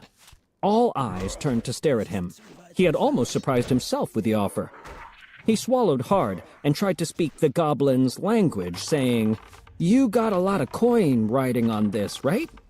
If I pilot your boat, it's got to be worth the 20 gold pieces you were going to charge us to salvage my father's gift." Gazlo chuckled. "Ain't that the truth?" Belatedly, a stunned Sprocket and an even more stunned Mikasa shouted, "No!" practically in unison. Ignoring the gnome, Aram turned to his sister. "Why not?" "It's too dangerous." "It's a boat race. Compared to everything else we've faced over the last few weeks, it'll be the safest thing I've done." Given his recent experiences in water, he sounded considerably more confident than he felt. But he said, "This gets us the thing, and it won't cost us a copper. Then in 5 days, we can be back on our way to Gadget Sand. And if the Whisper Man or one of the others gets here in less than 5 days, that's always a risk." But he didn't feel the need to add, "What choice do we have?" To her frustration, Mikasa couldn't find fault with his argument. But Gimbal Sprocket could. What do you know about being a pilot? "I've raced boats before." Where? "Lake Everstill." What kind of boats? "All kinds." All kinds of rowboats, I'm guessing. "And rafts." Sprocket turned his metal body back to Gazlo, who was thoughtfully sizing Aram up. You can't be considering this. "Can't I?" "The boy's gutsy. Knows what he wants and knows how to get it. I like his style." Gazlo stepped forward and wrapped his arms around a surprised Aram, who at first thought the goblin was giving him a hug. Instead, Gazlo lifted Aram off his feet and held him in the air for a good 5 seconds before putting him down. "But mostly, I like that he weighs almost nothing." No! Sprocket shouted, his voice echoing inside his jar. He knows nothing! Nothing about piloting a speedboat, let alone the fastest speedboat ever engineered. "Ah, come on, Sprock," Gazlo said with a mocking tone. "You saying a genius like you can't figure out a way to train him with 5 whole days left before the race?" I didn't say that.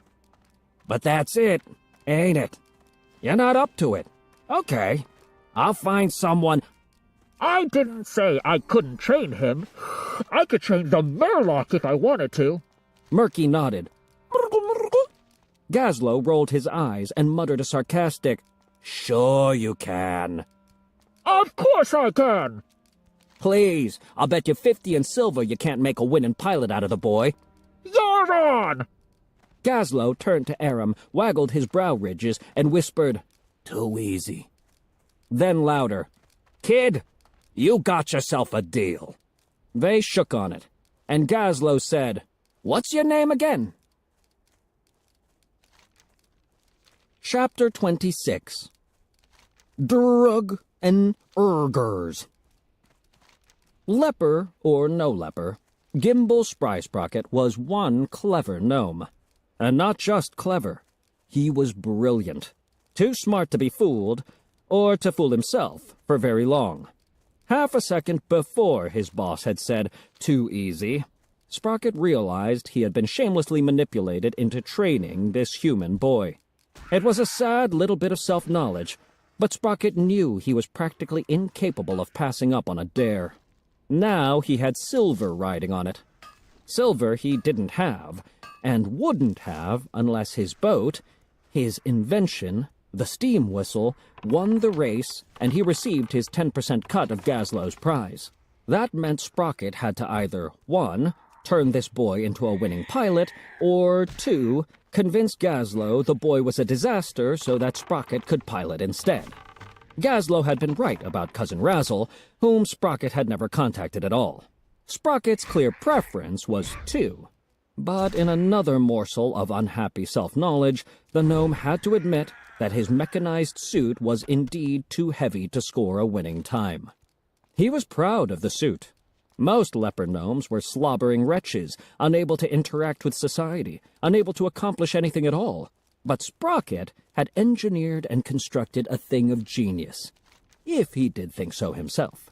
Actually, he had engineered and constructed an entire series of brilliant devices that together made up the complex containment suit that allowed him to safely walk among his fellows and continue to prove his extraordinary talents.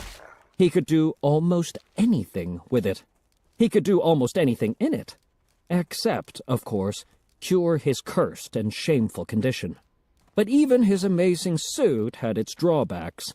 It was too heavy, and 5 days' time wasn't going to be long enough to fix that problem. So, 1 it was. But that didn't mean he was going to make it easy on this Thorn. They began bright and early the next morning. Thorn seemed eager to hop into the steam whistle and test her out. But Sprocket wanted to make sure the kid was sufficiently impressed with, or intimidated by, the magnitude of what he was undertaking. So he pulled out the boat's blueprints and insisted on going through every intricate detail of his invention. To Sprocket's surprise, Thorn was impressed, studying the blueprints with extreme focus, praising their draftsmanship, and asking numerous pertinent questions. Instead of being pleased, Sprocket felt strangely disappointed, even mildly annoyed. And he became more annoyed when Gazlowe made an appearance, forcing the gnome to allow the boy to finally step into the boat. Instantly, Sprocket could see that the steam whistle was sitting considerably higher in the water than it had for himself, meaning Thorn weighed considerably less than Sprocket in his containment suit, meaning Thorn might theoretically be able to race considerably faster than Sprocket. This just might work, which was somewhat annoying as well. Mikasa watched Aram work with the leper gnome. She didn't like seeing her brother so close to the contagious creature, suit or no suit. Drella's clear distaste for the gnome didn't help. The young dryad couldn't seem to stand being anywhere near Spry Sprocket, so Mikasa asked Hackle and Murky to take Drella for a walk around the speed barge. Minutes later, Murky and Drella were back. Murky was dripping wet and frantic, and Hackle was nowhere to be seen. "What happened?" Mikasa demanded. Murky said,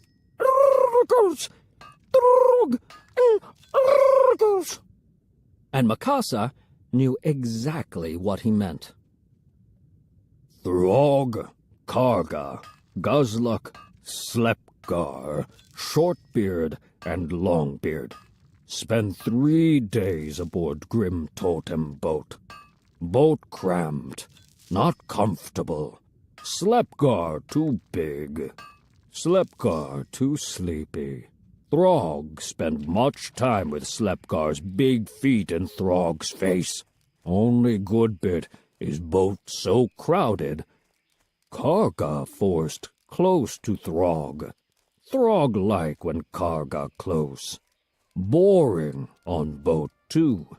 Give Throg time. Time for Throg to think. Throg no like thinking. When Throg think, Throg remember. Throg no like remembering. Throg young. Throg strong. Throg fight for horde with Throg's clan. With Maruk ogre clan. Maruk warriors kill many alliance soldiers, but Maruk warriors fooled.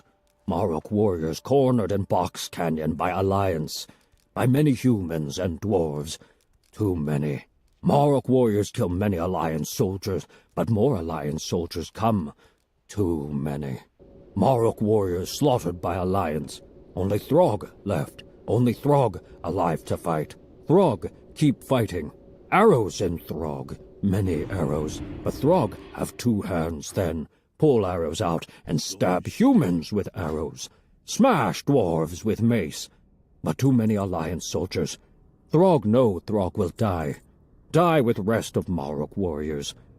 Throg think this death good death. Then orcs come. Orcs enter canyon behind Alliance. Orcs fight Alliance soldiers from behind.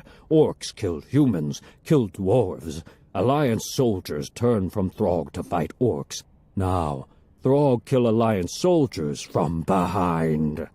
Finally, Alliance soldiers all dead like Marok warriors. Orcs and Throg meet in middle. Meet over bodies of Alliance and Marok. Throg see orcs. Throg see orcs. Only have one hand. These orcs, Shattered Hand. Not many Shattered Hand left in Azeroth. Not many Shattered Hand orcs left. No Marok ogres left. Throg see Shattered Hand orcs are great warriors. Shattered Hand orcs see Throg is great warrior. Shattered Hand orc Terramok look around at dead. Shattered Hand orc Terramok nod head at Throg. Terramok say, "This ogre's a fighter, strongest of his clan." Marok warrior Throg nod at Terramok and say, "Throg, strongest of all." Terramok say, "The Shattered Hand could use an ogre like you, Throg. Join us. Join us, few. We band of brothers. Become Shattered Hand, and you become our brother." Throg looked down at Thrall. Thrall was Throg's brother. But humans kill Thrall. Thrall dead now. All Marok dead now. Throg no got brothers left. Throg say, "Throg need brothers. Throg join Shattered Hand." Terramok nod. Terramok cut off Throg's hand with axe. Good hand, but gone now. Throg only got one hand now.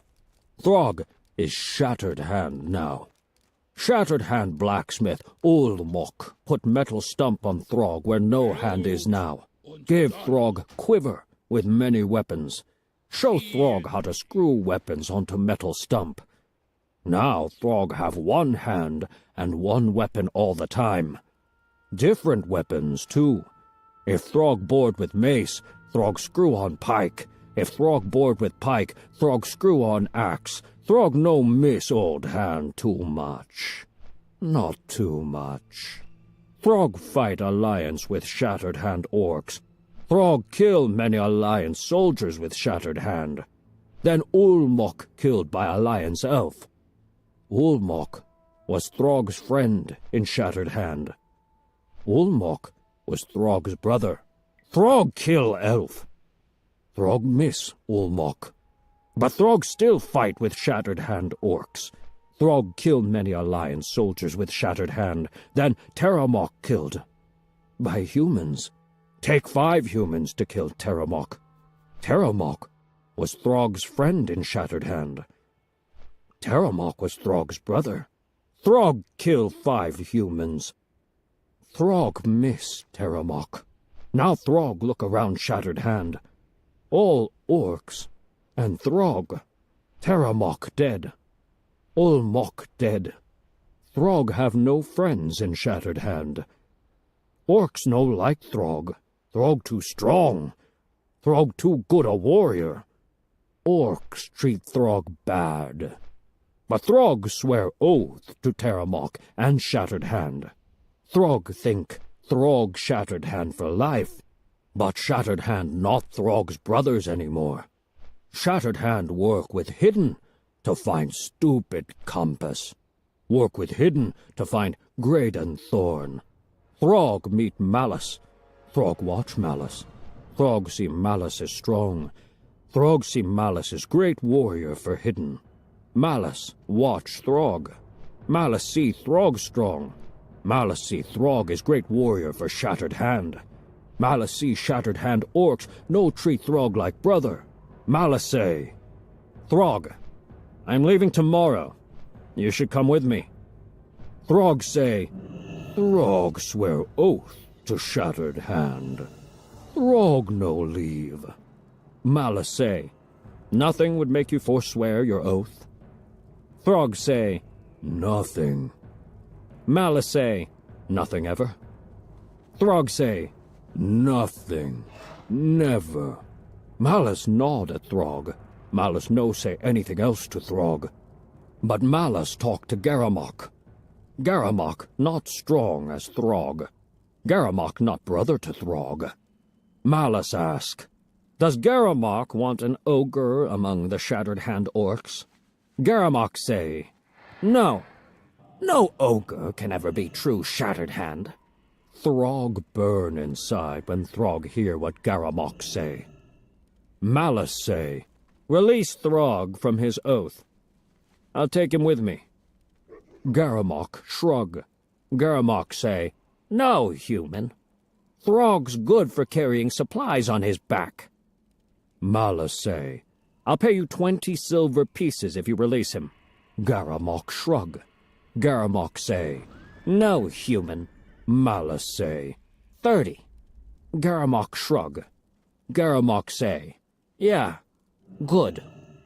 Garamok released Throg from Throg's oath for 30 pieces of silver. Malice say, Throg, now will you join me? Will you join the hidden? Throg say nothing. Malice say, will you swear an oath to the hidden? Will you make all the hidden your brothers and sisters? Throg say nothing. Throg think and remember. Thrall dead. Terramok dead. Allmok dead. Throg no have brothers. No ogre brothers. No orc brothers. Throg say, Throg swear oath to hidden. Throg be Malice's brother. Malice still Throg's brother, but Throg no like what Malice do to Gorduni ogres. Throg no Karga no like either. Karga no like that Malice force all ogres from home in Dire Maul. Karga no like that human is new Gordok. Throg think Karga like Throg. Throg want to make Karga happy. Throg want to fight by Karga's side. Throg want to fight for Karga. Throg like Karga, but no want to be Karga's brother. Throg want more. But Malice still Throg's brother. And Throg swore oath to Malice and hidden. So Throg follow Malice's orders. Mikasa glanced at Aram, who was sealed beneath the carapace of the speedboat, safely out of sight, as he took his first spin around the speed barge, with Gazlo and Spry Sprocket watching. So Mikasa turned back to the matter at hand. With Drella's help, getting details from Murky wasn't difficult. Murky, Hackle, and Drella had been taking their stroll when Hackle had spotted ogres docking a Grimtotem boat. Drella had said, I do not believe I have ever seen an ogre in person. Let us go say hello. Instead, Hackle had grabbed Murky and dove into the lake so that neither of them would be spotted. The ogres, 5 of them, including Throg, or as Murky called him, Throg, had walked right past Drella. She had even introduced herself. She said they stared at her pleasantly, but said nothing and walked on. Hackle and Murky had resurfaced. Hackle told Drella and Murky to return to Mikasa. Then, the Gnoll had followed the ogres, keeping his distance, keeping out of sight. With a wave from the leper gnome, Aram went around again. Before he could go around a third time, Hackle returned with Daisy and Hotfix. Now the ogres were in the tavern, searching for Aram and his friends, questioning everyone, at the point of a sword. So far, no one had spilled. Gnomes and humans weren't likely to cooperate with ogres, and goblins preferred payoffs to threats. But I'm afraid it's only a matter of time, Daisy said with a resigned smile. Just then, Aram passed again in the boat. Gazlo hooted loudly and held up his pocket watch, shouting, "That's 8 laps in 14 minutes, and the boy barely knows what he's doing." Mikasa and Daisy conferred with the goblin. Daisy finished with, "We'll have to find them new accommodations." "We have to get off this barge," Mikasa insisted. Gazlo eyed Mikasa. "Why are ogres hunting you?" "Does it matter? They're ogres. If they catch us, they'll kill us." "Ain't that the truth?" "All right, fine. But you don't gotta go far. We'll put you up on my yacht, and we'll keep all of you under wraps." "Wait," Mikasa said incredulously. "Do you think we're staying?" "You gotta stay. The kid and I have a deal." "His name is Aramar, and the deal's off." "Is it now?" "Yes." "I don't think so, girl. Leave before the race, and you can forget salvaging your father's whatever it is. Don't know if you're okay with that, but I doubt the boy will be." Mikasa glowered, but said nothing. Gazlo put a hand on her shoulder. "Don't worry. I like the kid. We'll be careful, I promise." He sounded sincere, but Mikasa knew his sincerity had its limits. Gazlo might legitimately like Aram, but not enough to value her brother's life over his racing profits. And as far as she could tell, the goblin still couldn't remember Aramar's name. After 8 more laps, Thorn was coming around again. Gazlo was still talking to Daisy and the tall woman, so Sprocket was timing the run. 13 minutes and 34 seconds. This just might work. Chapter 27. All very routine. So began their new routine. They never went back to the tavern or the inn, which turned out to have been a wise choice. Daisy and Hotfix rowed out in Rendo's boat to let them know that the ogres had found a drunken goblin who didn't mind telling them that 2 humans, a gnoll, and a murloc matching their descriptions had been at the tavern the night before. The sloshed goblin also told the ogres that the 4 fugitives had a dryad with them, meaning Drella wasn't safe on the speed barge either. The ogres came to the inn and demanded to be taken to Aram's room. Daisy complied. There was no reason not to. And then tried to convince them that Aram and his friends had only stayed 1 night and had then taken a boat to New Thalinar the next morning. She thought that might get the ogres to leave the barge while sending them off in the wrong direction. But she feared now she had overplayed her hand, because the ogres had not left, had clearly not believed her. "If I had told them Gadget-san, they might have been convinced. They seem to know you're headed that way." The 5 travelers took up residence on Gazlo's yacht, which he kept anchored a few hundred feet from the speed barge. They shared a single large cabin and largely kept off the deck so that they couldn't be spotted from the barge. This made all of them, but especially Mikasa, fairly stir-crazy. But there was no remedy for it. Sprocket was also on the yacht, and every morning, just before dawn, he would put Aram in the steam whistle and watch through a telescopic attachment on his containment suit as the boy raced the course. Over and over and over. Inside the speedboat, Aram would lower himself into the seat, which was halfway below the waterline. The seat had a double belt that he fastened crisscross over his chest. It reminded him of how Mikasa wore her chain, and it made him feel a little like a warrior, as did the helmet Sprocket had given him to wear. "Why do I need this?" Aram had asked. "In case you crash," Sprocket answered. "I'm on the water. If I crash, I get wet. I suppose I might drown, but how does a helmet help with that?" Sprocket stared at him and said, "You're a simpleton, Thorn. Put on the helmet." "You know, it's all right to call me Aram." "That's 2 syllables. Thorn is only 1. It's more efficient." "So, Aramar is out then?" Sprocket ignored him. Having settled in, Aram would pump a lever until the engine caught and turned over. When it had worked up a head of steam, he pulled another lever, and the carapace would lower down over his head. When it was nearly shut, he pulled down hard on a handle until the carapace click-locked into place, sealing him in. There was a long, slim slot in the carapace that allowed him to see out, but wasn't wide enough for anyone to see him inside the boat from even the smallest distance.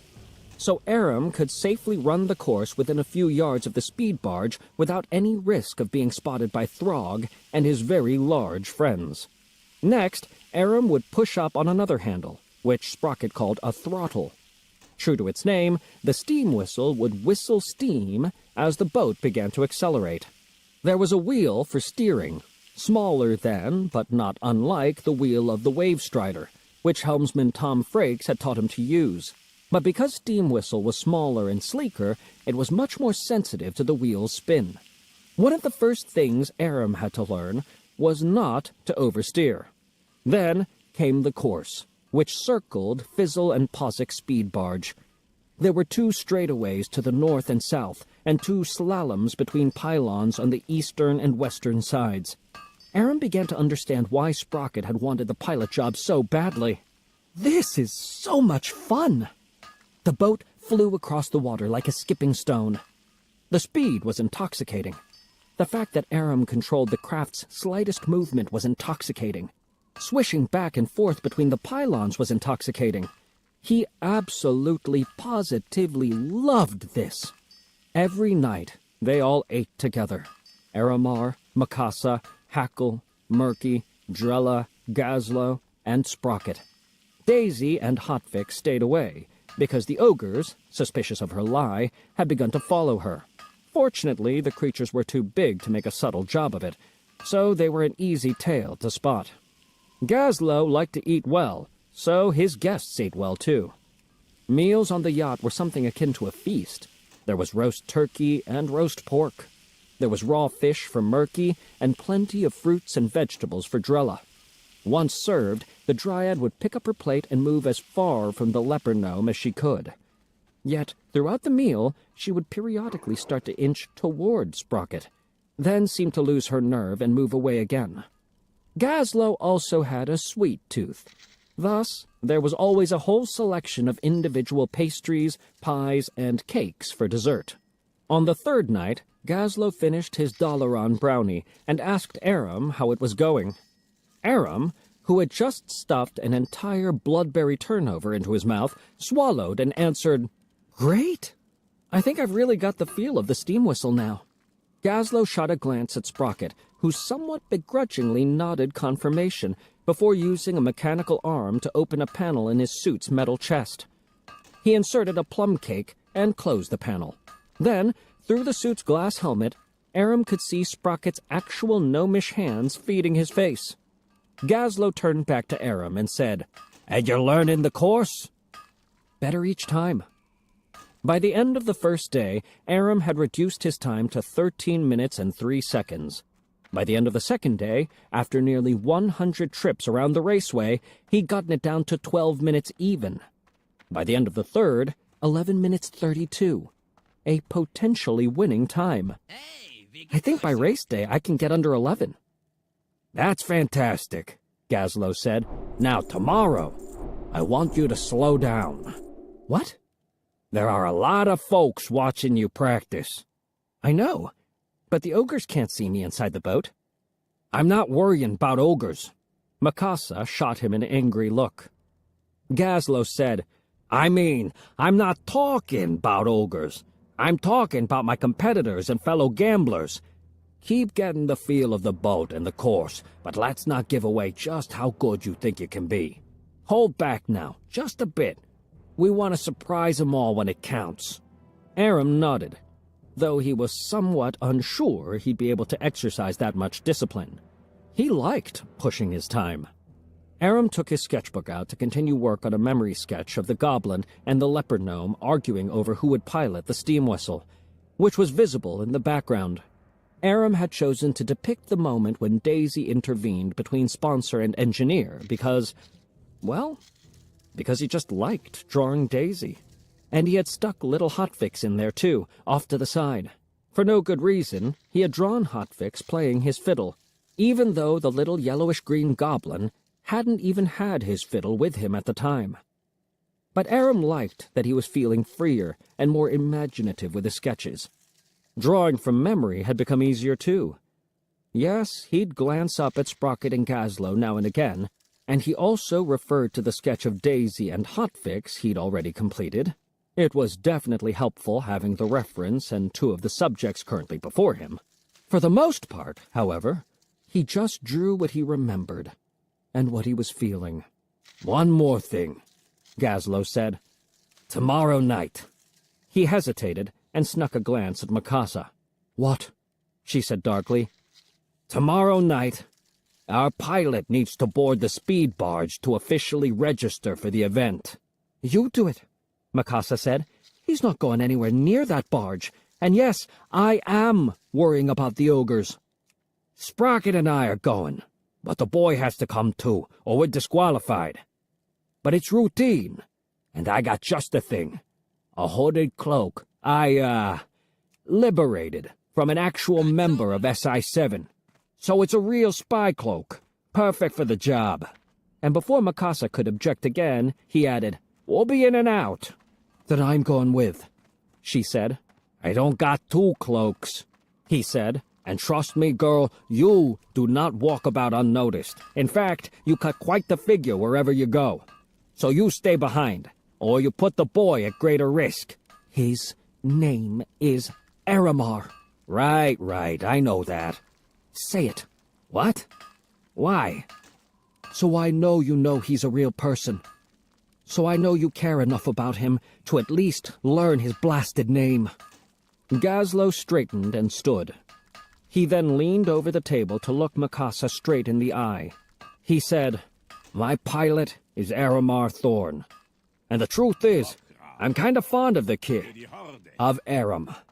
I won't let nothing happen to him on the barge. You got my word. Mikasa considered for a moment what the word of a goblin was truly worth. Then she nodded, satisfied. Satisfied that Gazlowe would make blasted sure nothing happened to Aram. At least, not before the race was run. Chapter 28. Smiles all around. Gazlowe and Sprocket, towing the steam whistle behind them, took Aram over to the speed barge in a rowboat. Having docked, Aram tried to stand, but stepped on the hooded cloak he was wearing and nearly knocked his brains out against a mooring post. The cloak was made for someone a good foot taller than Aram, and worse, it reminded him of the Whisper Man's cloak. He kept imagining he could smell Valdred's jasmine water saturating the fabric. Walking between Gazlowe and Sprocket, Aram tried not to trip as the three of them joined the line waiting to register with the gnome Fizzle Brassbolts and the goblin Pozic. The co-founders of the speed barge sat behind a long wooden table and entered names in a large tome. "Boat?" Fizzle asked. The Guzzler, said a goblin. Sponsor? Pozic queried. Razorick, said the goblin, now sounding slightly annoyed. Engineer? Fizzle inquired. Razorick, the same goblin said again with frustration. Pilot? Pozic demanded. Razorick! The goblin roared. You know blasted well who I am, the both of you. Move along, Fizzle said, with a dismissive wave. Aram watched a grumbling Razorick move to stand in front of his green and red speedboat. Another goblin, older, but quite distinguished, even handsome, took up position in front of Razorick and began sketching him and his boat. This goblin artist worked quickly. It didn't seem as if he was trying to finish the sketch. Rather, he was just putting enough lines, enough information on the page so he could finish it later. Boat? Fizzle asked. The Annihilator, said another goblin, this one with a nose ring. Sponsor? Pozic queried. Grisnak, said the nose-ringed goblin. Engineer? Fizzle inquired. Mazer Stripscrew, said a gnome. Pilot? Pozic demanded.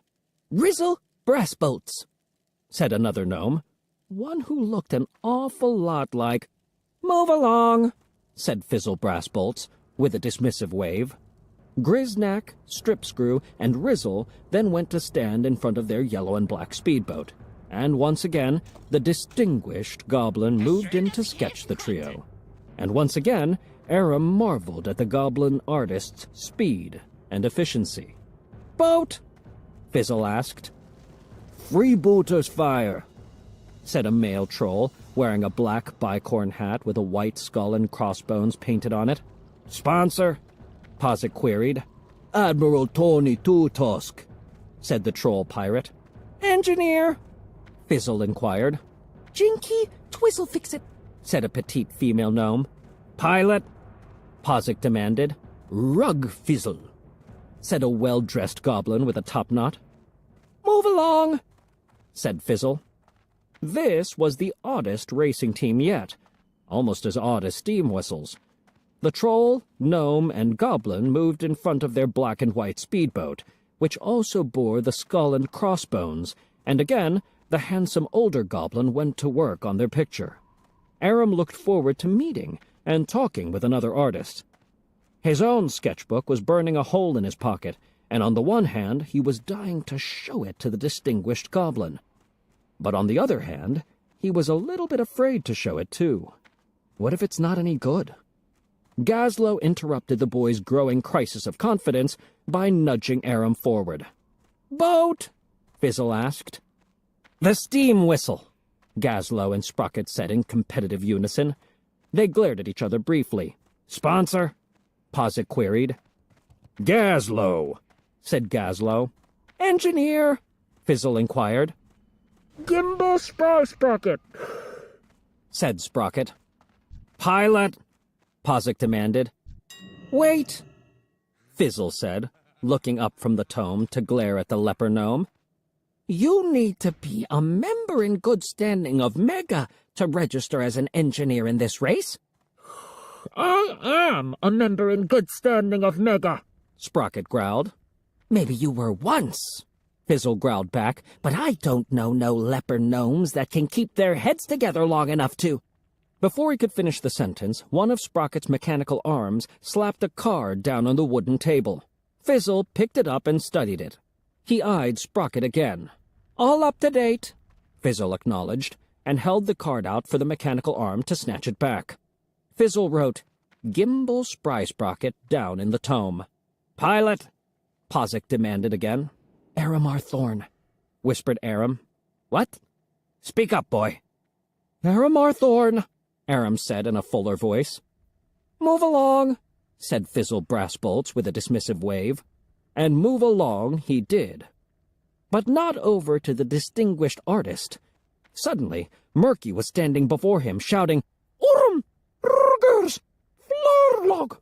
A stunned Aram turned and locked eyes with a pot-bellied ogre he recognized from the arena in Dire Mall. The rotund ogre lifted a ram's horn to his lips, distended his cheeks to an impossible degree, and blew. Seemingly from every side, more ogres rushed toward Aram, Murky, Sprocket, and Gazlo. So the little Murloc did the only thing he could do. He grabbed Aram and pulled him over the side. Aram hit the water, struggling to swim in the long hooded cloak. He managed to take a deep breath just before Murky yanked him down below the surface. Deep below the surface. Murky pulled Gazlo's prized spy cloak off his friend and then swam with him underwater toward the yacht. And under it. Aram was pretty desperate for air when Murky finally guided him back toward the surface. Lightheaded, Aram cleared the waterline, gasping for breath. Why am I always on the verge of drowning? They had swum to the far side of the yacht and could no longer be seen from the speed barge. Murky said, "Orum?" "I'm good," Aram said, breathing hard. "Thank you, my friend." Murky smiled. "You gave me your word you'd keep him safe." Makasa's voice was low, barely above a whisper, which, if you knew her, was measurably scarier than when she yelled. Gazlo didn't know her that well, but got the message anyway, and backed up a step, saying, "I promised nothing would happen to him, and nothing did." nothing. Her outrage was palpable. Still not trusting the goblin completely, Makasa had ordered Murky to swim over to the speed barge during registration, with instructions to remain in the water, watching for signs of trouble or ogres. If she hadn't... Okay, Gazlo was saying. So the kid got a little wet. Big deal. I'm the one who lost my spy cloak. Mikasa actually started to draw her sword then, but Aram put his hand on hers and stopped her. He turned to Gazlo and said, "Make it up to us." The goblin cocked his head, intrigued. "I'm not adverse. What you got in mind?" "Salvage. Tonight." "That wasn't the deal, kid." "His name is Aram," Mikasa growled. "Fine. That wasn't the deal, Aram. I help you salvage your father's whatchamacallit after the race." "You have my word I'll still pilot the steam whistle. I want to. But with those ogres lurking, we're not going to be able to stick around after the race is over. We need to get the crystal tonight." "Crystal?" "Never mind," Aram said, kicking himself over the slip. "Are you still not adverse?" Gazlo smiled. Throg, not happy. Throg say, boy gone. Compass gone. Karga say, boy not gone. Boy in race. Boy race in blue boat thing. Blue boat thing with red stripe. Throg still get boy when boy come to race. Throg, smile. Chapter 29. Midnight Snacks. Murky was back in the water, this time with Aram's compass, leading the unanchored yacht back to where the crystal shard was trapped. When he signaled he had arrived, Gazlo broke out 2 diving suits for Mikasa and Aram. They looked a bit like Sprocket's containment suit, but even larger and bulkier, despite having no mechanical appendages. Aram and his sister exchanged nearly identical glances of discomfort. Gazlo said, "It's perfectly safe." Mikasa frowned, distrusting the goblin more or less on principle now. But she and Aram allowed Gazlo and 2 members of his goblin crew to fit them out. It took time. Aram and Mikasa would not be seated, like Sprocket, inside the suit's chest units. There were arm sleeves and gauntlets, leg sleeves and boots, chest plates and helmets with a single caged glass panel in front. And all of it required careful fitting to make sure the seals were watertight. Partway through the process, Sprocket joined them. He had made some adjustments to his own containment suit in preparation for the dive. The last step was attaching long tubes, air hoses, to each of the 3 divers. The hoses were fastened to a steam pump aboard the yacht, which would pump fresh air to the trio after they hit the water. Once sealed in, Aram felt like he could barely move. The 5 clunky steps to the port side rail nearly did him in right there. The suit was so heavy, and movement in it was so awkward, he didn't see how he'd be able to accomplish anything down there. He said as much, but his voice was so muffled behind the glass plate of his helmet that no one could clearly understand what he was saying. Communication was largely limited to flashing a thumbs up or a thumbs down. Looking over the side, Aram saw Murky directly below him. He looked up again to see Gazlo waving the murloc out of the way. He had to turn his head and shoulders to look to the other side and see Hackle and Drella watching. The Dryad was staring at Sprocket with her usual discomfort. The Gnoll was shaking his head. Although Aram heard no distinct sounds beyond his own breathing, he imagined he could hear Hackle growling low. Sprocket went first, demonstrating what he had already told them, that the best way into the water was to face away from it and gently fall backward. He vanished beneath the surface.